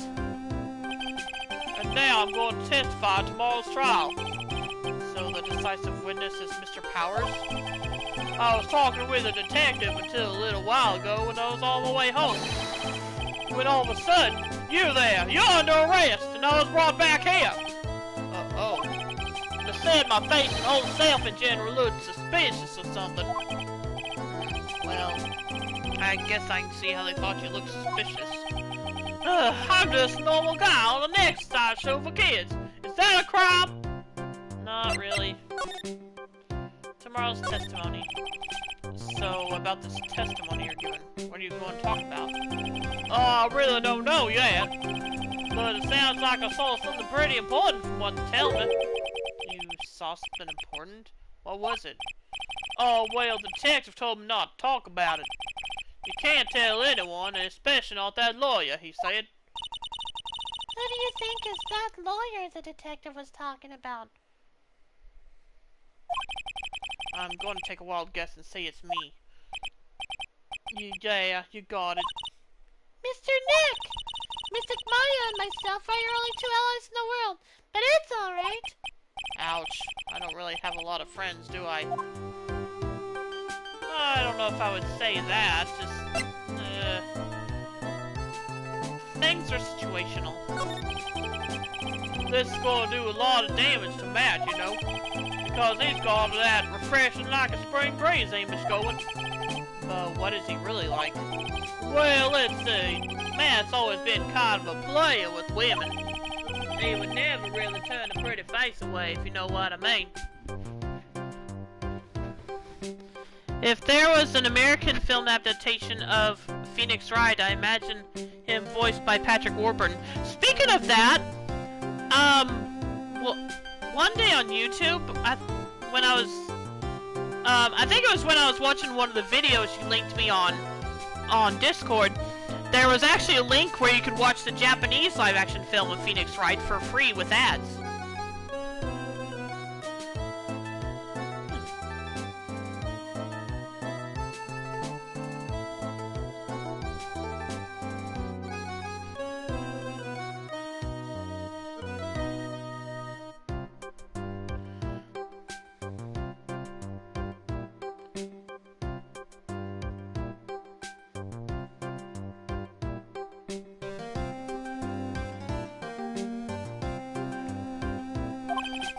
He'd always say it's just a game to justify himself. What? How horrible! That's unforgivable! Ouch, sorry, didn't mean to offend you. Incidentally, the Japanese movie covers to the DL6 case. Have you already seen it? But you know, it said that. He once said that there's only one person in the world who won't swoon over me. One person who wouldn't swoon over him? His manager, you know, Miss Adrian Andrews. Why is Mr. Powers suddenly looking kind of energetic? Oh, you see, I'm actually a sucker for gossip. I mean, celebrities in their world have this dazzling sort of image, right? A dazzling sort of image, but aren't you a part of that dazzle, Mr. Powers? No, I'm more of a hair, sweat, and smell of Burgess kind of guy, you see. No, but I've seen footage of Manfred von Karma. Ah, okay. I was just wondering if it was any good. Yeah, me too. I probably ought to check it out too. But it's okay, really. I get to hear plenty of gossip about a lot of the other stars around me as things happen. Well, that's true. Oh, hey, so did you hear about the shit? About Miss Andrews' mentor and a suicide? You mean Miss Impax? We heard something about how her wedding was canceled. Yeah, that's what I'm talking about. I thought about it a little the other day, about that mysterious death. Hey, Mr. Wright, why don't you ask me about that? Go on, go ahead. Mr. Powers is so charged up, his skin is practically glowing with electricity. Hey, so have you heard this? Celeste left a suicide note. Yeah. And we can't find it. And they say that one had went and hid it. We heard about that in court today. But there wasn't any actual proof that she had left a note. Well, this is what I think. I think that something bad was written on that note. Something bad for one, that is. Something bad for Mr. Kurita? Why do you fear so? Well, before she died, Celeste talked with a few of her friends. And she said, it looks like I got caught up with a truly insidious man. A truly insidious man? Did she mean Mr. Kurita by that? Well, there's no one else that fits the bill, right? And that would be reason enough for him to hide the suicide note. I see. Well, that's some good info, thank you. You're welcome. Mr. On-Guard and Miss Andrews, they're both at the detention center right now. There are still things I don't understand or know about, I'm sure. I have to get the two of them to tell me everything. Did I? Oh, come on, really? You didn't give me, actually give me any information about that? Wait a minute.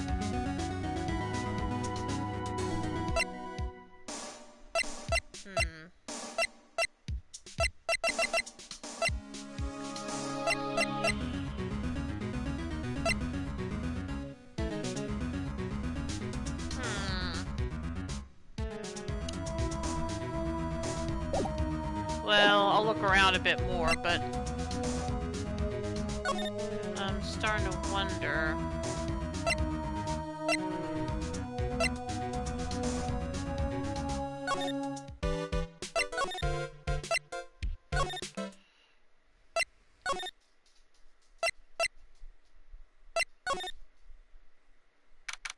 March 22nd, On-Guard Mansion, living room.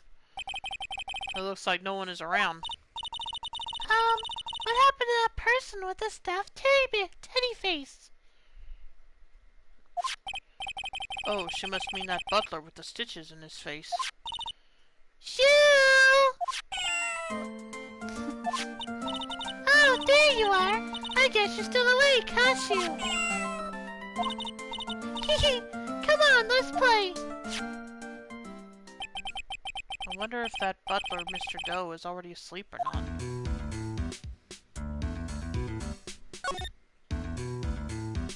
Well, we've really already examined everything here. So, let's see. At least I think we did. Unless I missed something.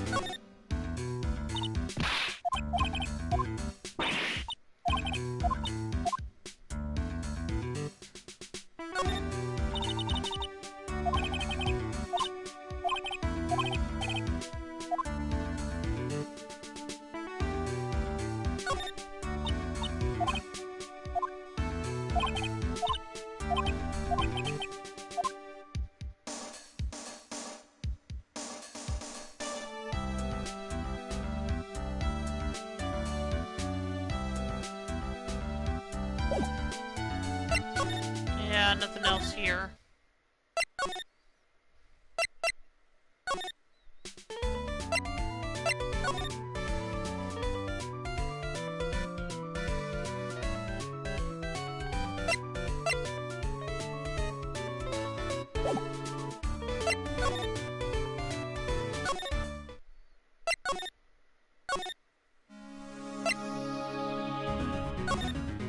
Hmm.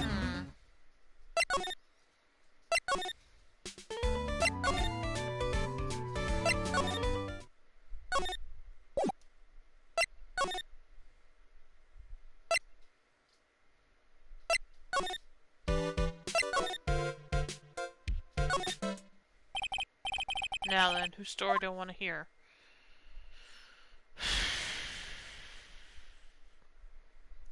Well, I guess I'll listen to Matt for a bit. Even though I don't know what else he could tell me. Dude, it's Mr. Wright! I hope you can get me off the hook tomorrow. I'm counting on you. I hope so too. Edgeworth just dropped a bombshell on me by saying that Juan Corrida was killed by an assassin, and that the assassin's client is this man, Matt Onguard. What's wrong? Mr. Onguard, there is something I must know with 100% certainty. You seem kinda different. You're totally not like you used to lawyer dude's self. About the press conference. You mean the one where Juan was gonna dress up as the Nickel Samurai? Yeah, I heard a little more about Miss Andrews. It looked like somehow Juan had in his hands a secret so powerful that it would destroy Matt's acting career had it been revealed. Could you please fill me in on what this secret is? Please? Yep, here we go. And... oh, fudge. I knew this was coming. Mr. Dick, don't tell me. Cyclops. It's a secret, right? But I don't have any idea what it is. Do you, dude? Did you know about Mr. Corrida and Miss Andrews' relationship? Well, it's all over the tabloids, dude. But I don't know any of the details, if that's what you mean. Look, how many times did I tell you? I don't care what Juan did with his life. Miss Andrews, she had a purpose in mind when she started seeing Mr. Corrida. Her mentor was Mr. Corrida's manager. And Miss Andrews was going to get Miss Celeste's impact suicide note from her. Celeste. Does that jog any memories? I know, right? I don't know what I'm going to do with that.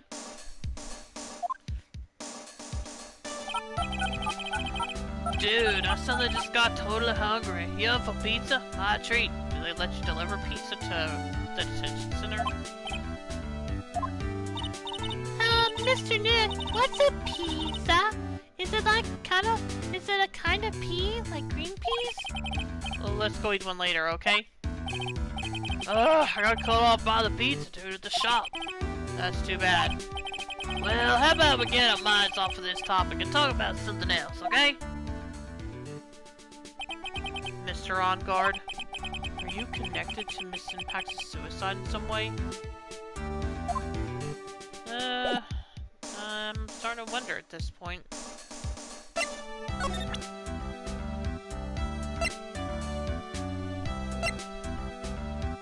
Actually, hang on a minute. Yeah, well, actually, let's do this, but let's see what I have to figure out.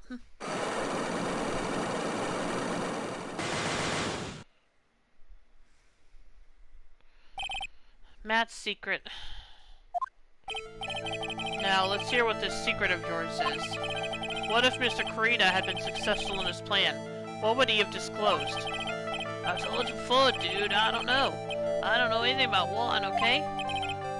Look, Mr. Wright, I can keep on saying it until I'm blue in the face, but I totally didn't pay Juan any attention the whole time that night. I mean, come on, I was in the middle of a nap. Don't lie to me. Huh? I know you paid close attention to Mr. Corrida, especially on that night.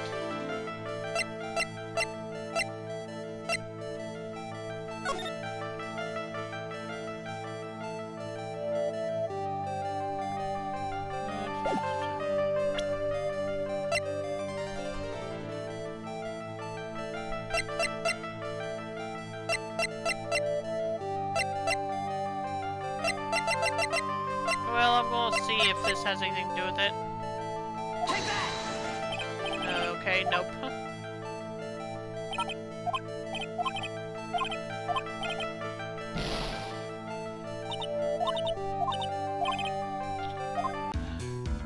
I don't know what else I'm supposed to find, though. If anything.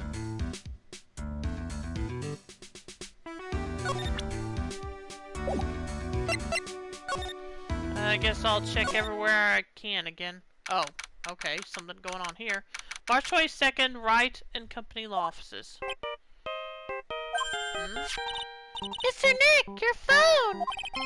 I don't like the sound of this ringtone now. It sounds kind of ominous. It's probably just your imagination. You should really pick it up, Mr. Nick. It could be important. Beep. Hello? We got a big problem, pal! What's wrong? I'm on your way to your office right now! Okay. Hey, wait a sec. Why is he coming here?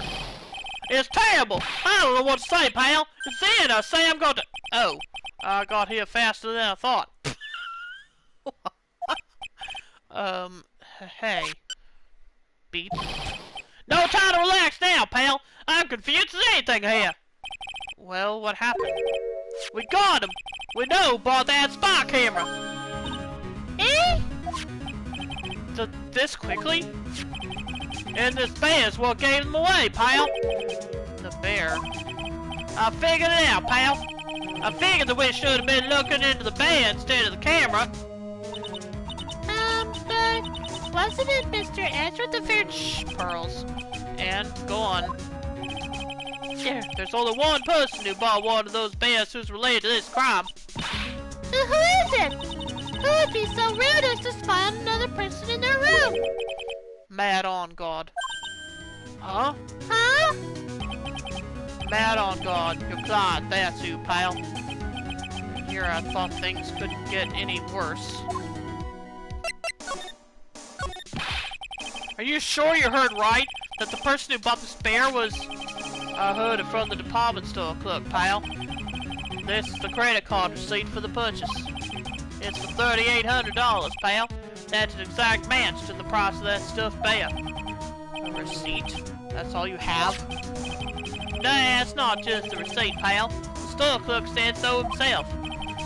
He told me I'm sure I sold the bear to Mr. OnGuard.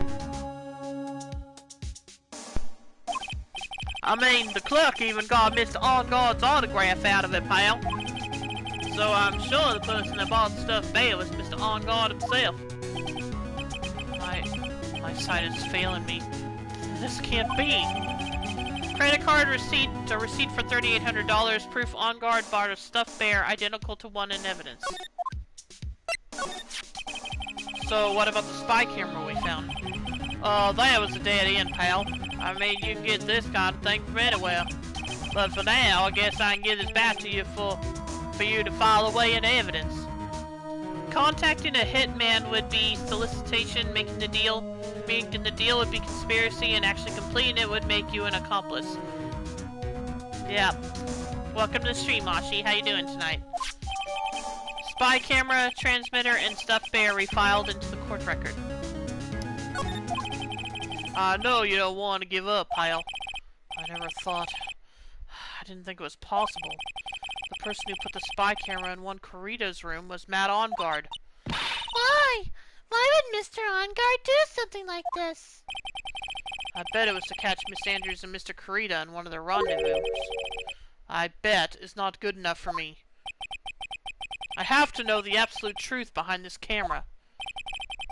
Are you going to see him, Mr. OnGuard, I mean? Yes. I'm scared, Mr. Nick. I wonder what we will find out next. I'm scared myself, but I have to put on a good face for Pearls. Matt OnGuard, what in the world have you done? Alright, guess we'll go back to the detention center. You're working really late, you know. It's already past 10 p.m., dude. I think it's time you told me the truth. Relax, don't you know that ignorance is bliss? But if you really want to know, let's talk.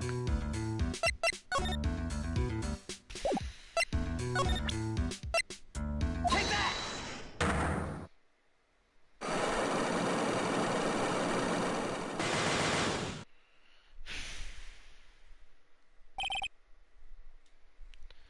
Okay, let's see. Let's see one.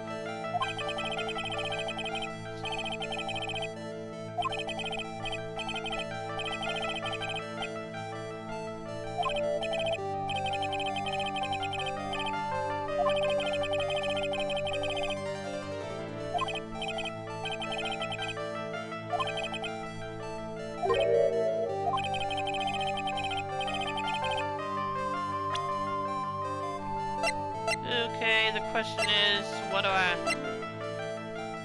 let's see, set to record the victim's room from...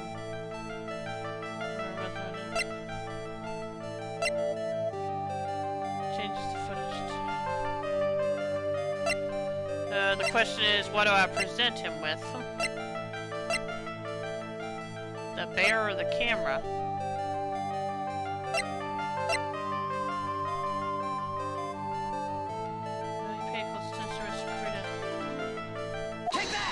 Okay. Someone uses camera to secretly film Mr. Kurita's room the night of the murder. Secretly film? What? And then sent the images the camera took with his transmitter. Okay, I guess either one would have done. Wow, dude, where was this camera you're talking about hidden? In the bear? The spy camera was hidden in this bear's eye. A bear that was supposed to be a present from a fan. Well, there goes one lock, finally. Or, that's a good start, anyway. I guess one and a few of those kinds of fans, too, huh, dude? Actually, I wouldn't say this bear was a present from a fan. You sure, dude? Who else could it be from? The person who gave this bear to Mr. Kurita was...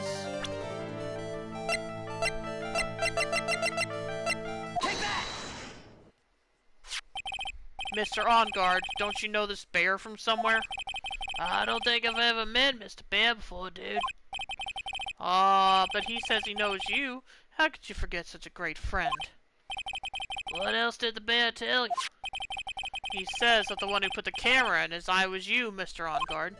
If I didn't know how you work in court, I'd think I was in serious trouble. Come on, this is all a joke, right, dude? You're just pulling my leg.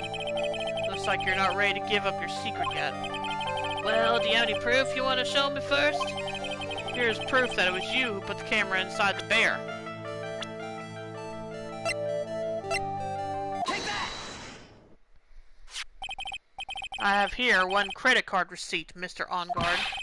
It's from when you bought that stuffed bear. Dude, all you can tell from that is that I spent $3,800. I go to that department store all the time, okay? This $3,800, this could be the toothbrush I bought that one time. Yeah, sure. Sheesh, this dude likes to play dumb, doesn't he? A third... Okay.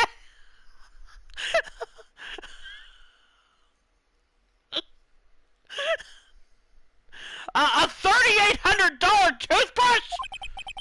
It's ivory, and it's got elephant hair for bristles. Oh, brother. Ew, elephant hair? Is that what rich people use nowadays? Who knows? Anyway, the store clerk clearly remembers you and your purchase. After all, you even gave him an autograph, did you not? Dude, you should have said that earlier. So can I ask you one thing? Yes? You're my lawyer, right, dude? So if you are, then why are you looking into stuff like that? Because if I don't know the truth, I can't help you. Sounds more like stupid lawyer talk to me. Hey, let's stop talking about this, okay? No, not yet. I haven't asked why you set the camera up yet. And what your secret is. Of course, it would be strictly confidential. So, what are you going to do now? I'm going to find out what I want to know, because I must. The reason you hid this camera in Mr. Kurita's room and filmed it in secret is... brother,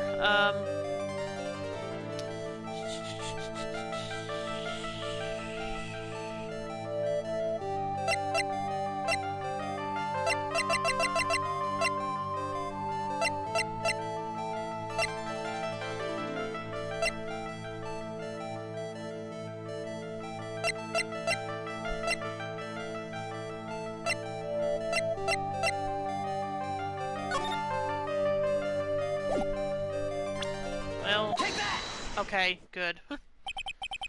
Adrian Andrews?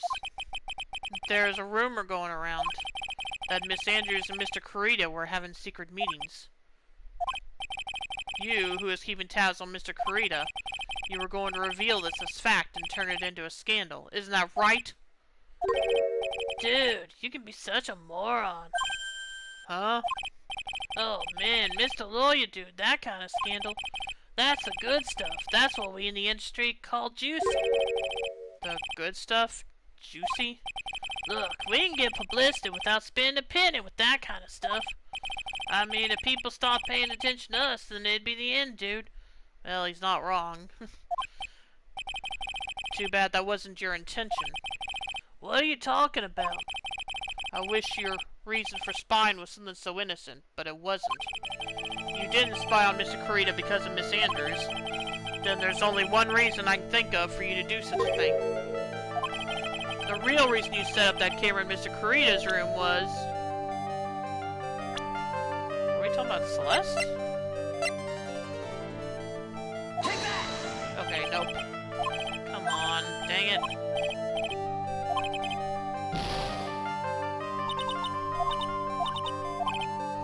Well, hang on a minute, let me think.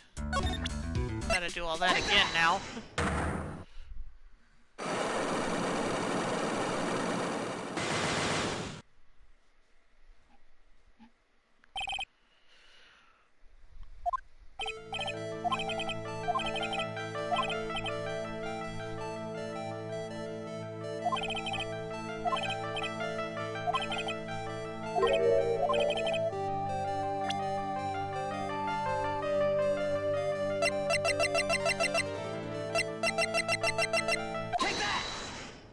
Yeah, no other one of these will do the job.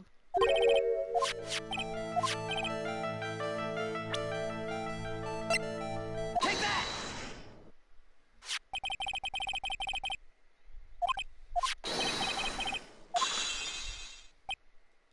Take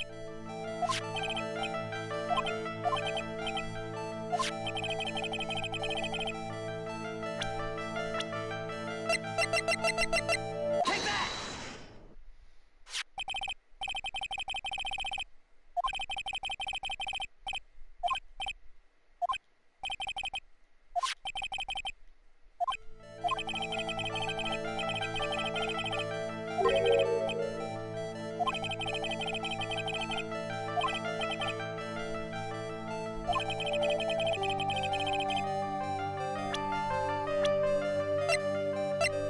Take that!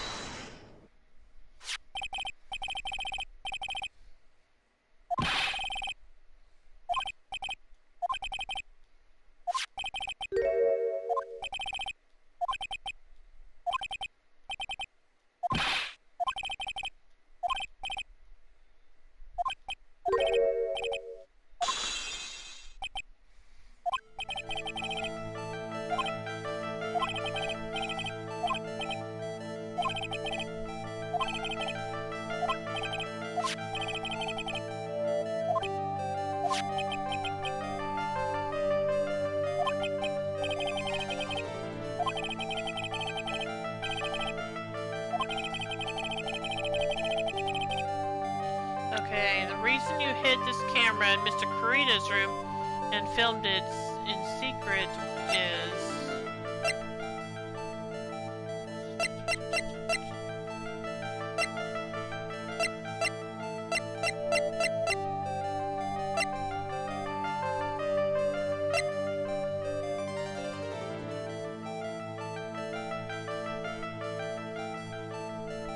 Take that! Okay, nope, not that.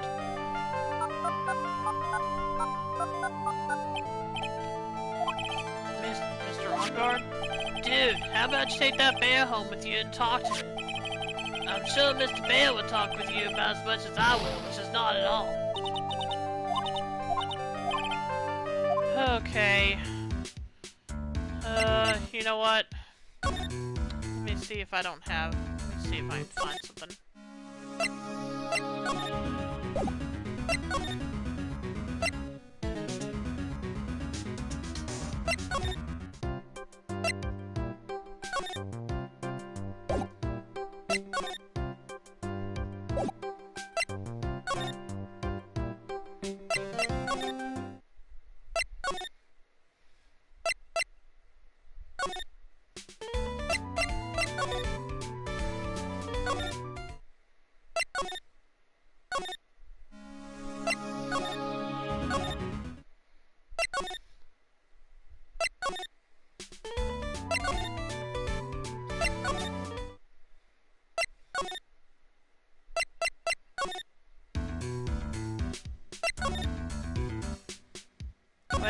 don't know what to present to him then. But I'll give it a try.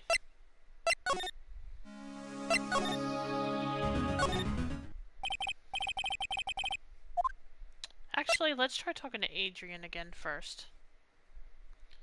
I was talking about Matt, but yeah, let me talk to Adrian again first. Take that!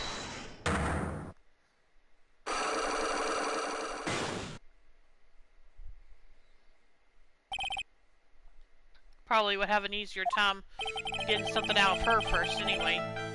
Please tell me my name, friend, Mr.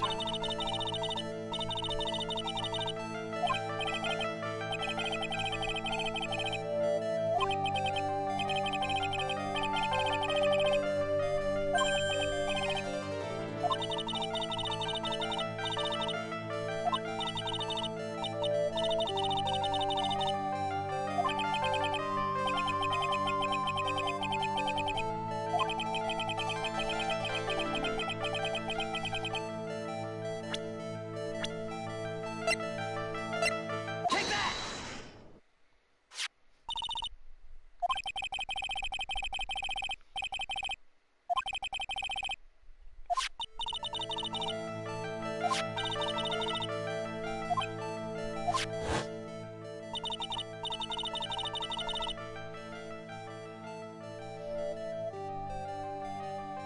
Yeah.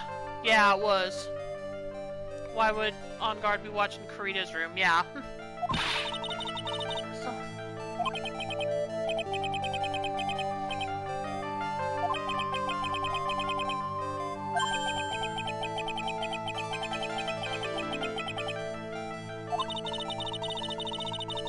Can you explain to me this relation between Celeste and Matt?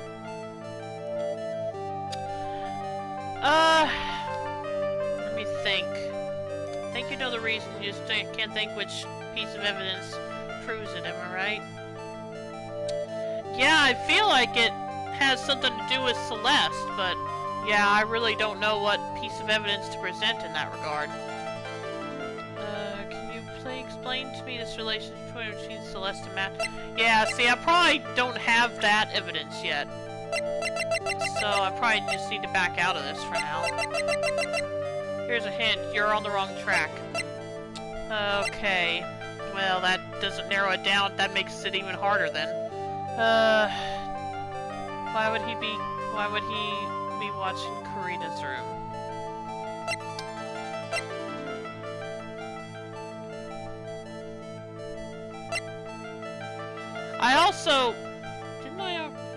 I think I also already, I feel like I already tried to present the thing about this, too.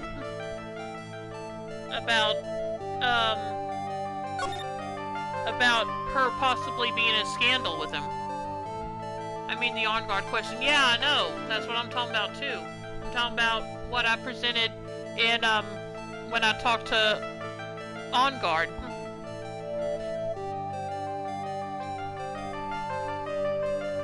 Because, no, I don't think I ever presented this when talking to her. Not the right spot.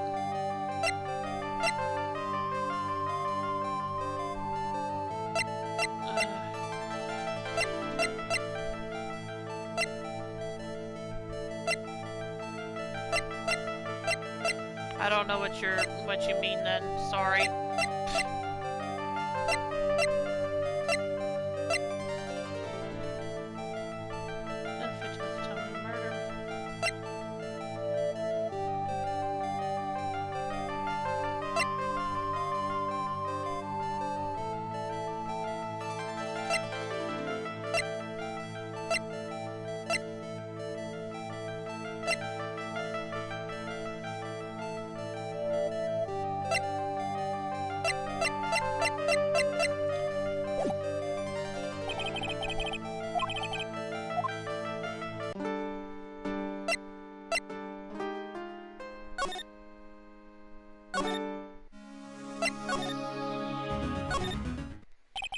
Well, I guess I'll have to go back to Matt for now. But I still don't understand. I don't even remember what all I've done. I've been going back and forth, but I've had to do both of these, and I can't remember who I showed to who now. Take that! Take that!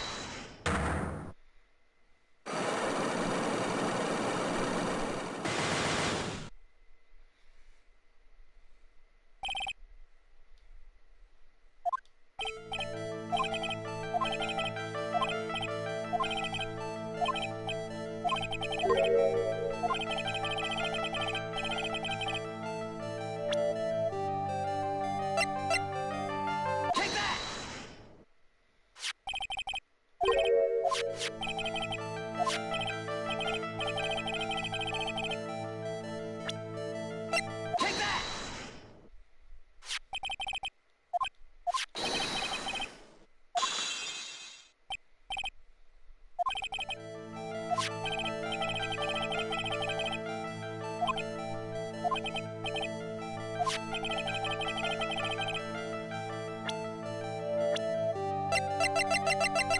Take that!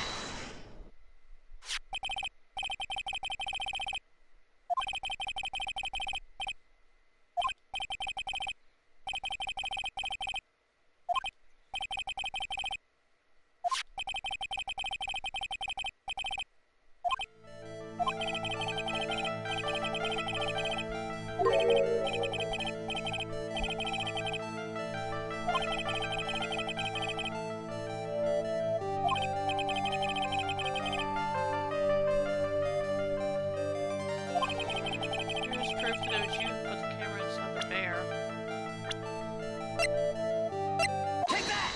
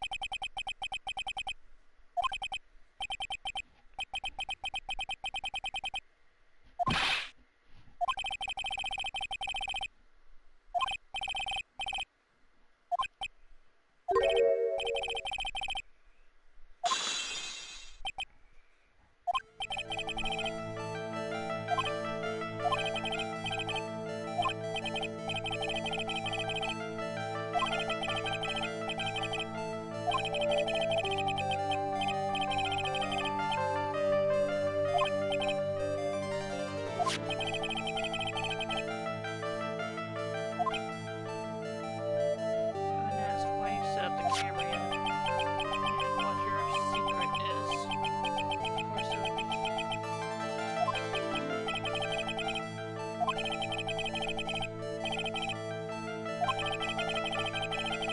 The reason you hid this camera and filmed it in secret is.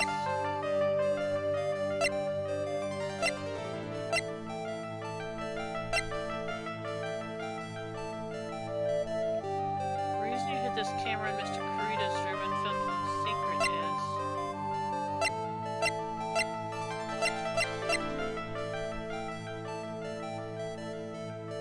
I was pretty sure I already tried to show this though.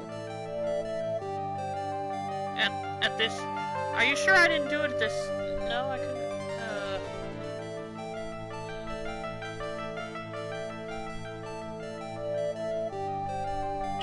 Well, let me make sure.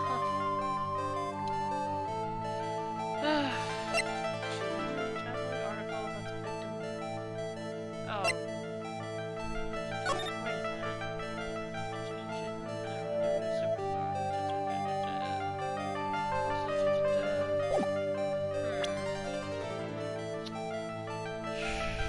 Well, the worst that could happen is I have to do all this again. Take that! Oh, I didn't show it. Oh, here, okay. Adrian Andrews? There's a rumor going around that Miss Andrews and Mr. Kurita were having secret meetings. You, who is keeping tabs on Mr. Kurita, you were going to reveal this as fact and turn it into a scandal, isn't that right? Dude, you can be such a moron. Oh yeah, I already did this part. So what's next? That's what we did. The gun. So, let's see. I already did that part, so... Which reason for spawn was something so innocent, but it wasn't. You didn't spy on Miss Creta because of Miss Andrews.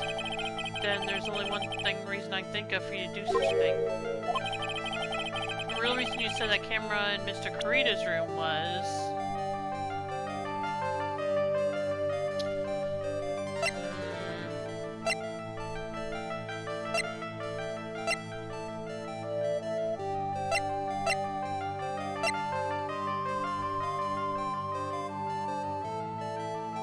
It's not this. I already tried this, I think. It's not this.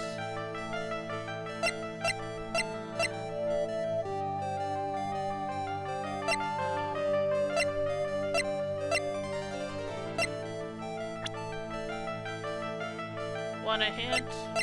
Let me think.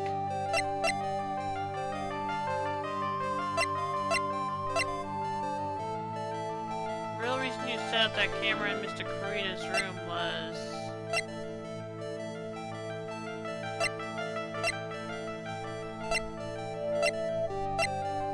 Let me think.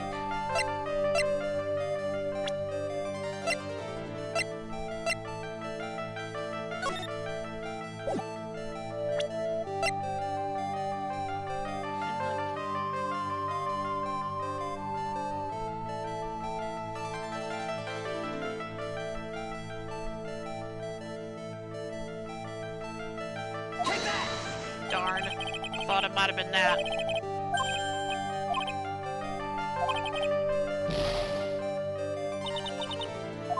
I guess so. I'll take the hint.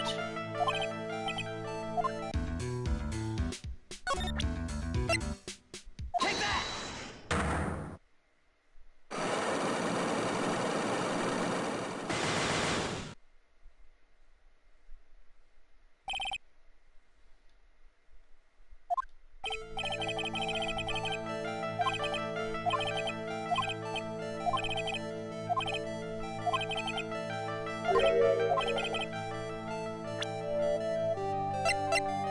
Take that!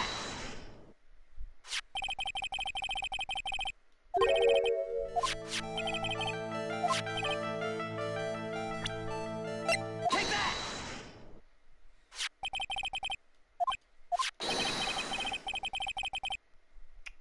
Okay. Okay.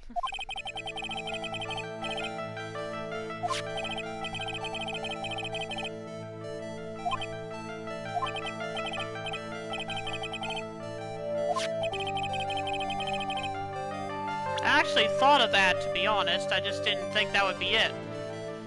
Well, it's fine, Ashi, because I really kind of thought of that anyway. I just didn't think that would be it.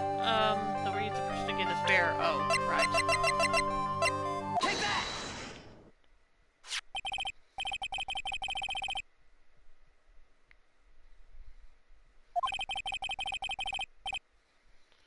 So that's just me not listening to my instincts again, which I need to... there's been times I've learned I need to do that. So, that's on me. I don't think I've ever been...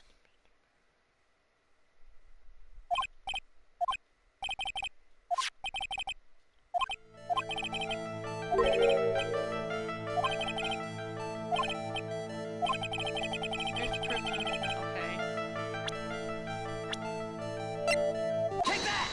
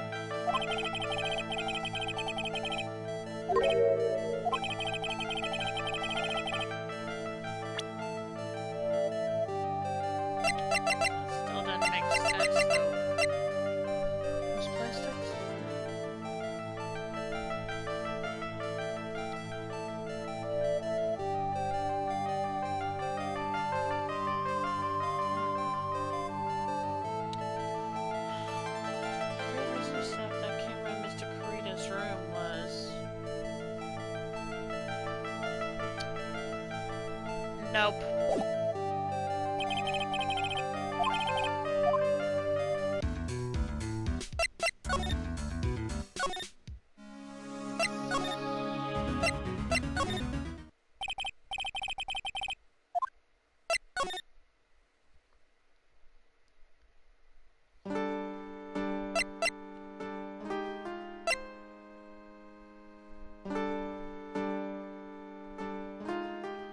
Yeah, so see, I'm still not exactly figuring this out yet. Let's see, present the Magatama. Take that!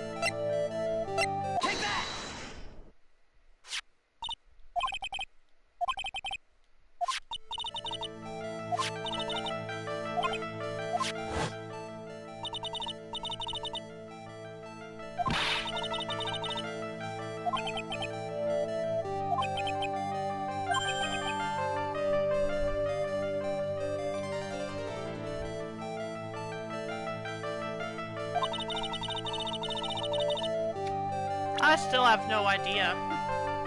Because... let me think.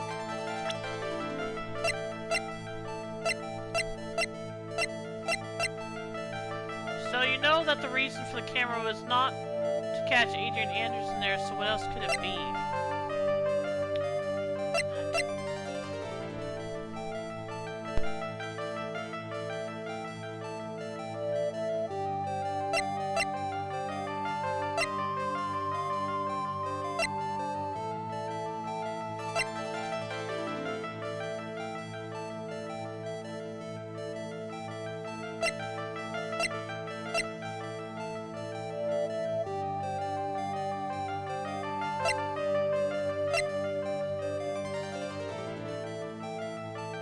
I don't know. I honestly don't know.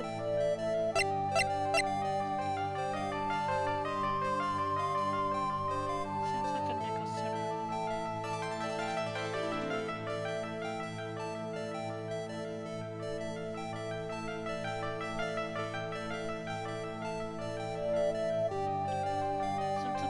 samurai is to confess something. No, the nickel samurai. Okay, no, never mind. Oh gosh, I'm getting myself mixed up. Wait, the nickel... seems like the nickel samurai. Let's take it. Well, who else was there? So, you know that the reason for the camera was not to catch Adrian Andrews there, so what else could it be? I already... What happened to that room that you might want recorded?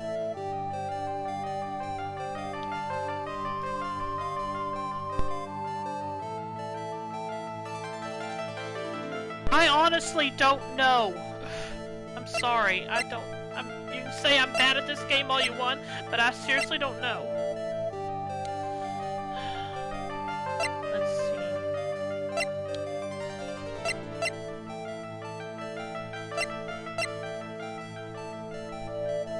I'm sorry. Yeah, I know you didn't. I'm sorry.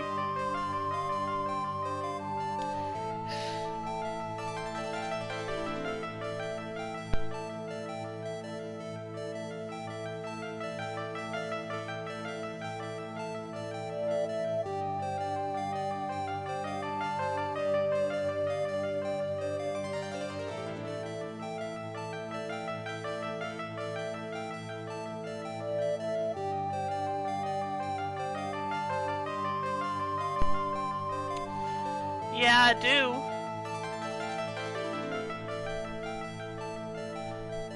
Wait a minute.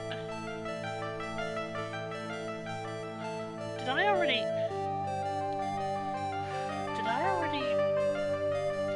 Deceased was for suicide. this not a suicide?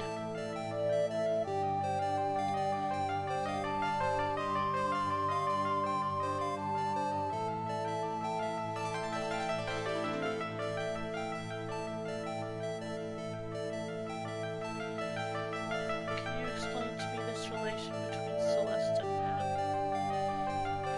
Take that! Nope, that's not it. Either that. So I don't. Yeah, see, I don't know then. Oh, gosh.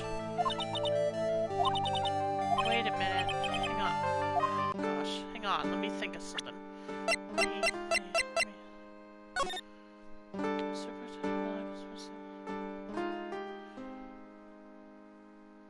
No.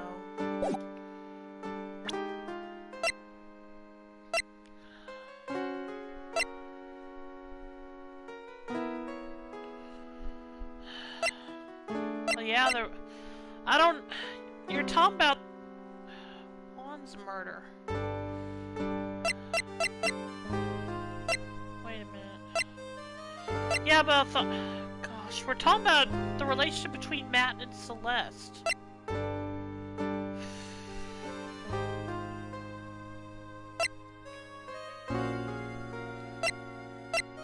mean, that's what we're talking about here. I don't know about on Matt's end. When I'm talking to Matt. And I'm just assuming we need to clear hers up first, since she only has one lock.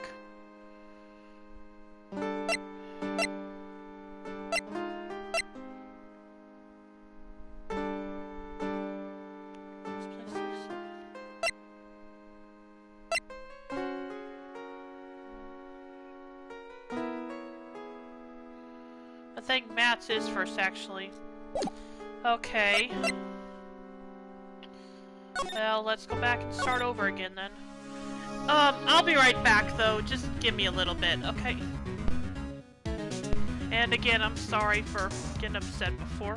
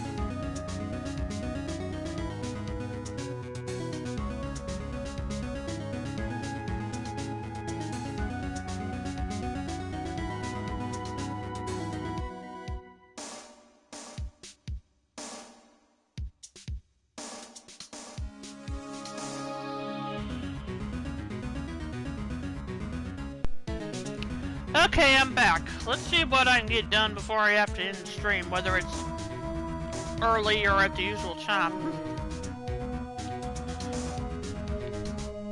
So, let's see. Let me catch up on chat first.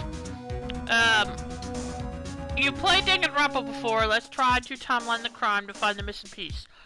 When you figure it out, it will blow your mind. That's the reason I'm trying to be very subtle. I want to see that genuine reaction. Oh, you probably will. Let's see. Well, first I gotta go back to the detention center again. And we are, 2 people in chat have confirmed it is Matt I need to be clearing things up with first. Probably should have realized I need to take the less obvious option. Which is the dude with 5 Cyclocks. Take that!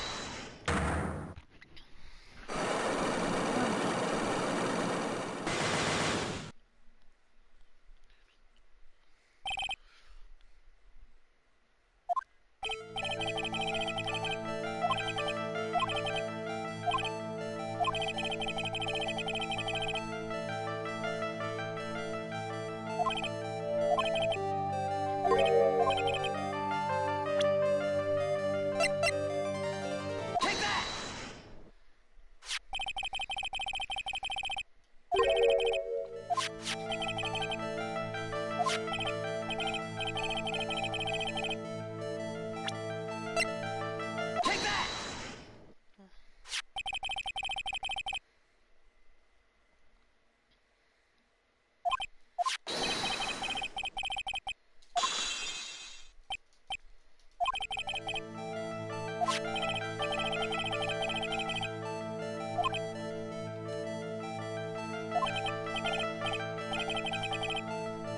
So when you get to that log, stop and reason through the question.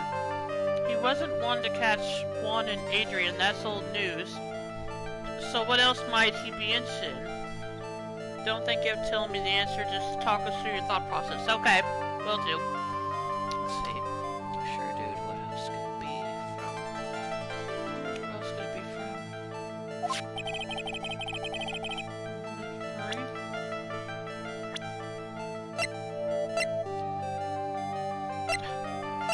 Okay, let's... Take that! Mr. On Guard, don't you know this person?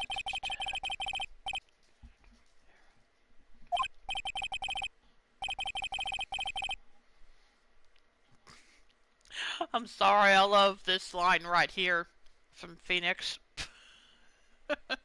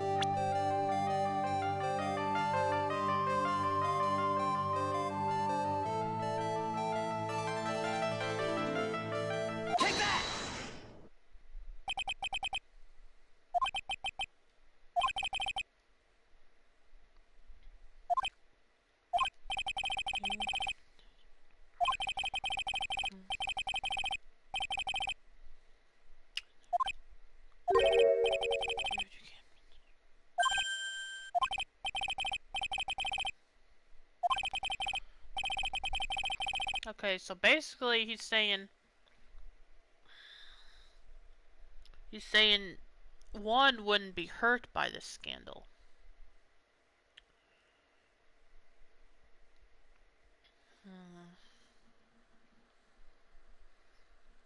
One. It would just give him more publicity.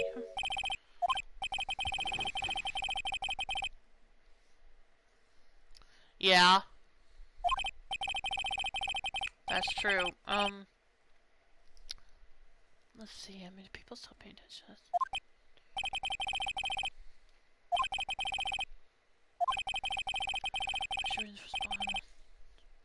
What's your reason for selling a spine with something so isn't but wasn't? Spy on Mr. Kurita because of Miss Andrews. Spy on Mr. Kurita.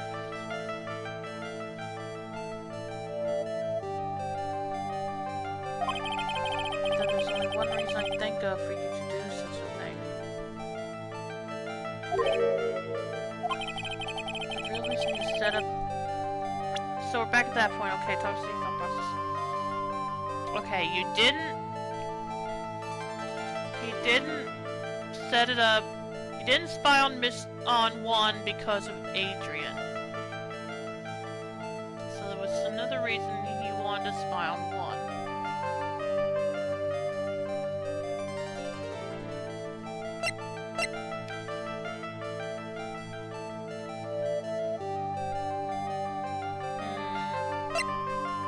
No.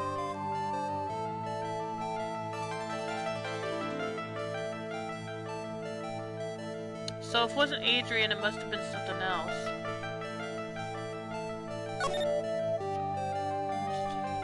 Okay, no.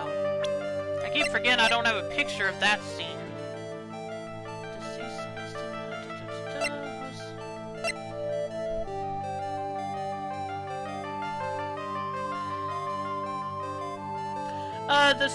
It was a scene that showed, never mind, it was a scene that showed the costume of the, gosh dang it, what's that character's name?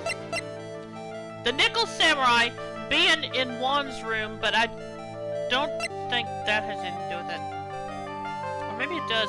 See, I keep going back to this. I keep thinking something about this is nagging me at me.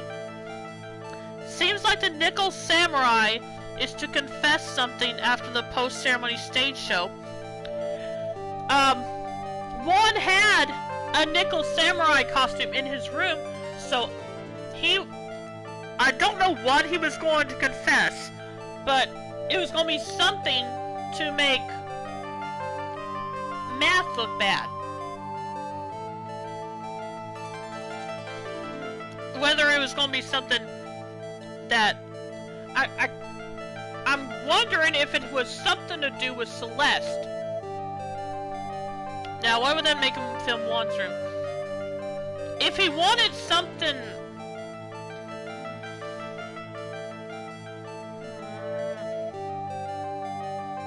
If he wanted something to turn the tables on Juan, then he claims he did not know about the press conference. Matt claims he did not know about the press conference, but how? And even Phoenix didn't understand how he could not know.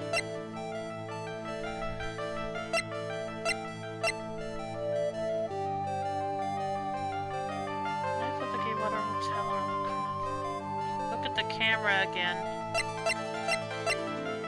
Tabloid article about the... No, that was this, wasn't it? That was this, though, what? Oh, not Lotta's camera. What camera? Oh! Okay, gotcha. Hang on a minute.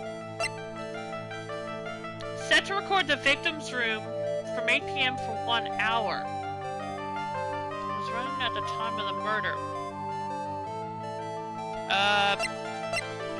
According to this, he was strangled. Strangled with a scarf. And then stabbed with a knife. It was specified it's specifically set to record from 8 p.m.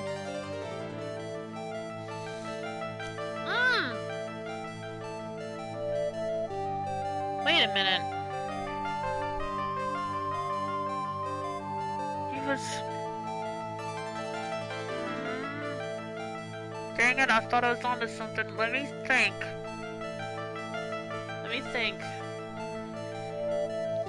p.m. to 9 p.m.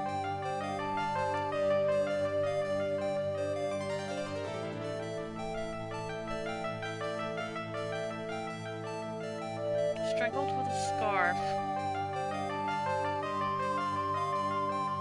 I think you are onto something, just not what you're expecting.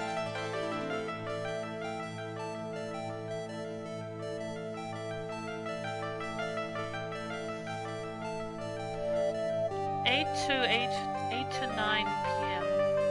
And the time of death was 8:15. But that would...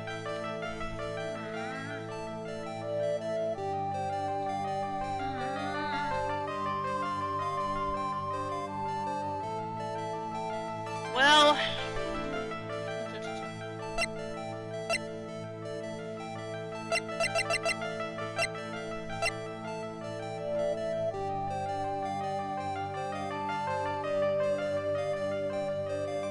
Set to record the victim's room for 1 hour of rest running at the time of the murder.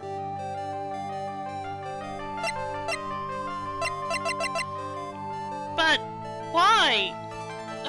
That would implicate him. That would automatically make him look like the killer because... No, wait! You've now figured out a new critical detail about the camera. Can you articulate exactly what it was? No, I can't. Let me think. Because the person who was caught on camera was not... The person was not wearing the costume until after the murder. And first off, we already know this was Adrian. This was not Matt.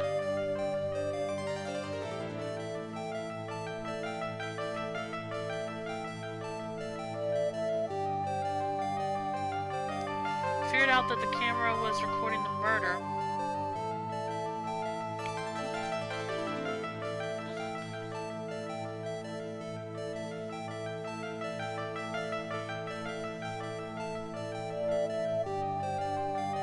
Out that the camera was recording the murder. Does this say when? Picture taken in the hallway right after the murder.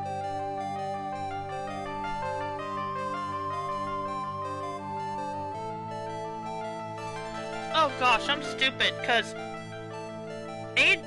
Adrian discovered the body after the murder.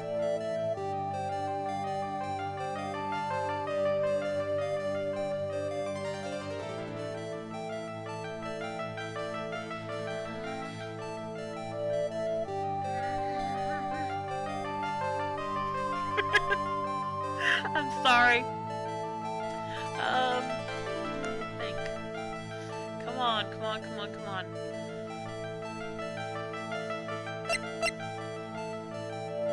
The real reason you set up that camera in Mr. Carita's room was...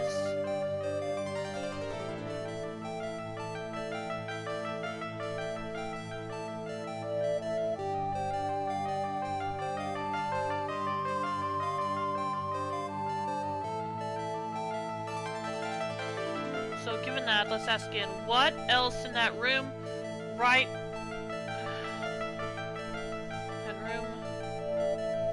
That room would have been worth recording between, what else in that room might have been worth recording between 8 and 9?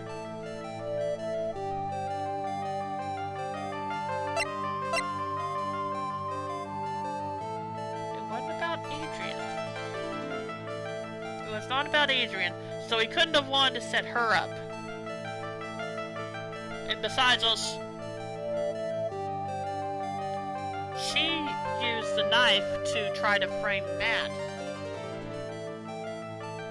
You're on the cusp of figuring it out. Don't present, just respond to us here. Alright. She was trying to frame Matt with the knife because it had his fingerprints on it.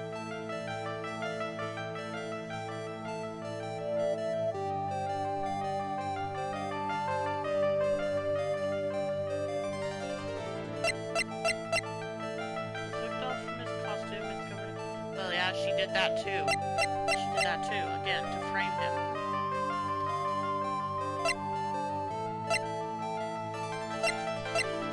Was placed next to the victim at the time. Was placed next to the victim at the time of the murder. Missing interest was carrying it.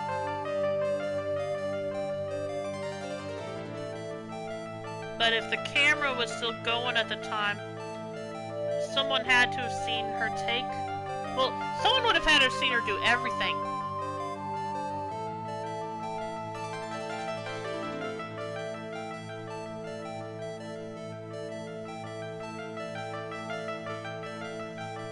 Would have had to have seen her rip the button, stab the knife in him, and take the card.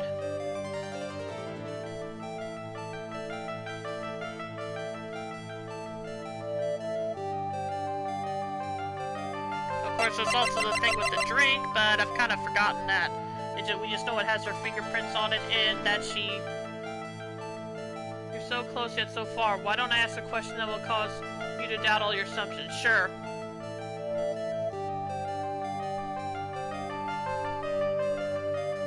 Who killed Juan Corrida?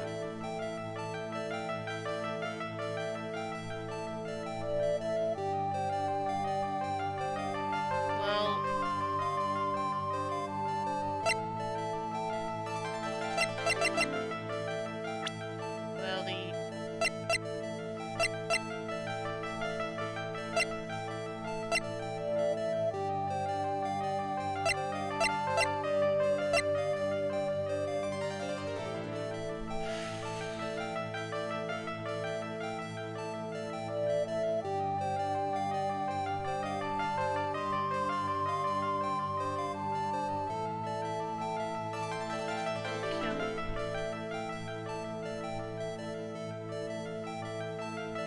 Hold on, actually, let me verify that. You have been to On Guard Mansion, right? Yes, I have.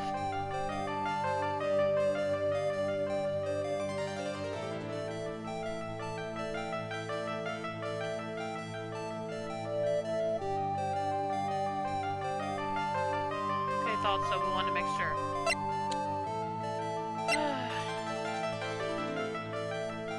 So, the card was for... Dang it. Where was that one piece of evidence again? This did kill her. Now back to the other question. Who killed Juan Corrida?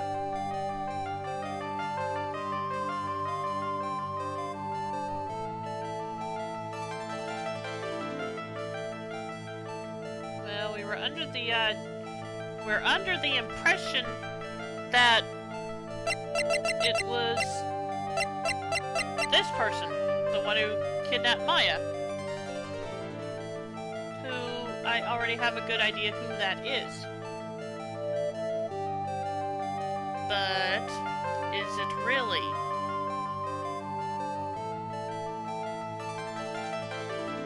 I'm really starting to think no, that he didn't.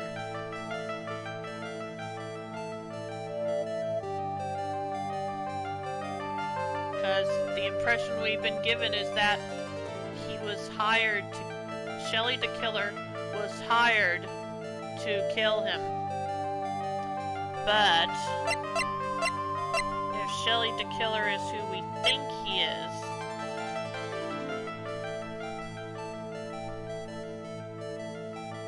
then he couldn't have done it. He couldn't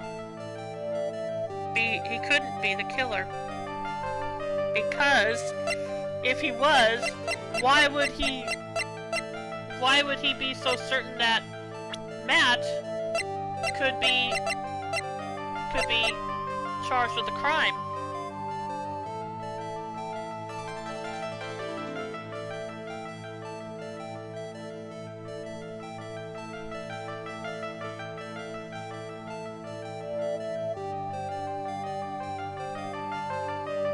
Because the calling card. I'm going Phantom Thief here. Sorry. Anyway, the card that was left,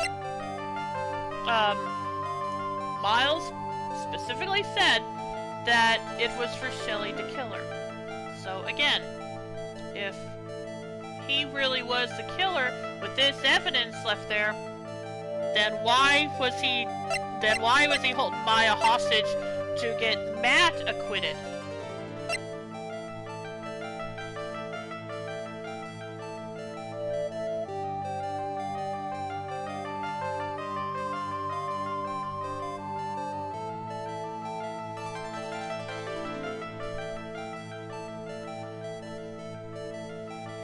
Wait. Unless Shelly the killer isn't who I'm thinking it is.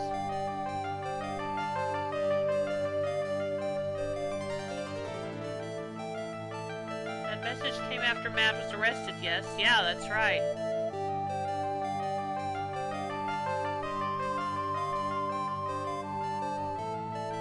What if Shelly the killer is not who I'm thinking it is, though?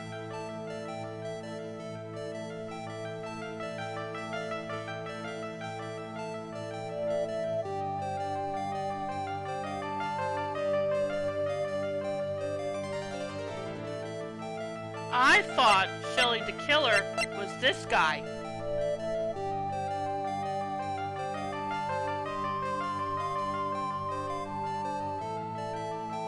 But if he is... Wait a minute. Hold on a minute. Wait a minute. Because, okay, first off, we have this thing that says it goes by the name of The Killer, but just The Killer, no Shelly. And there was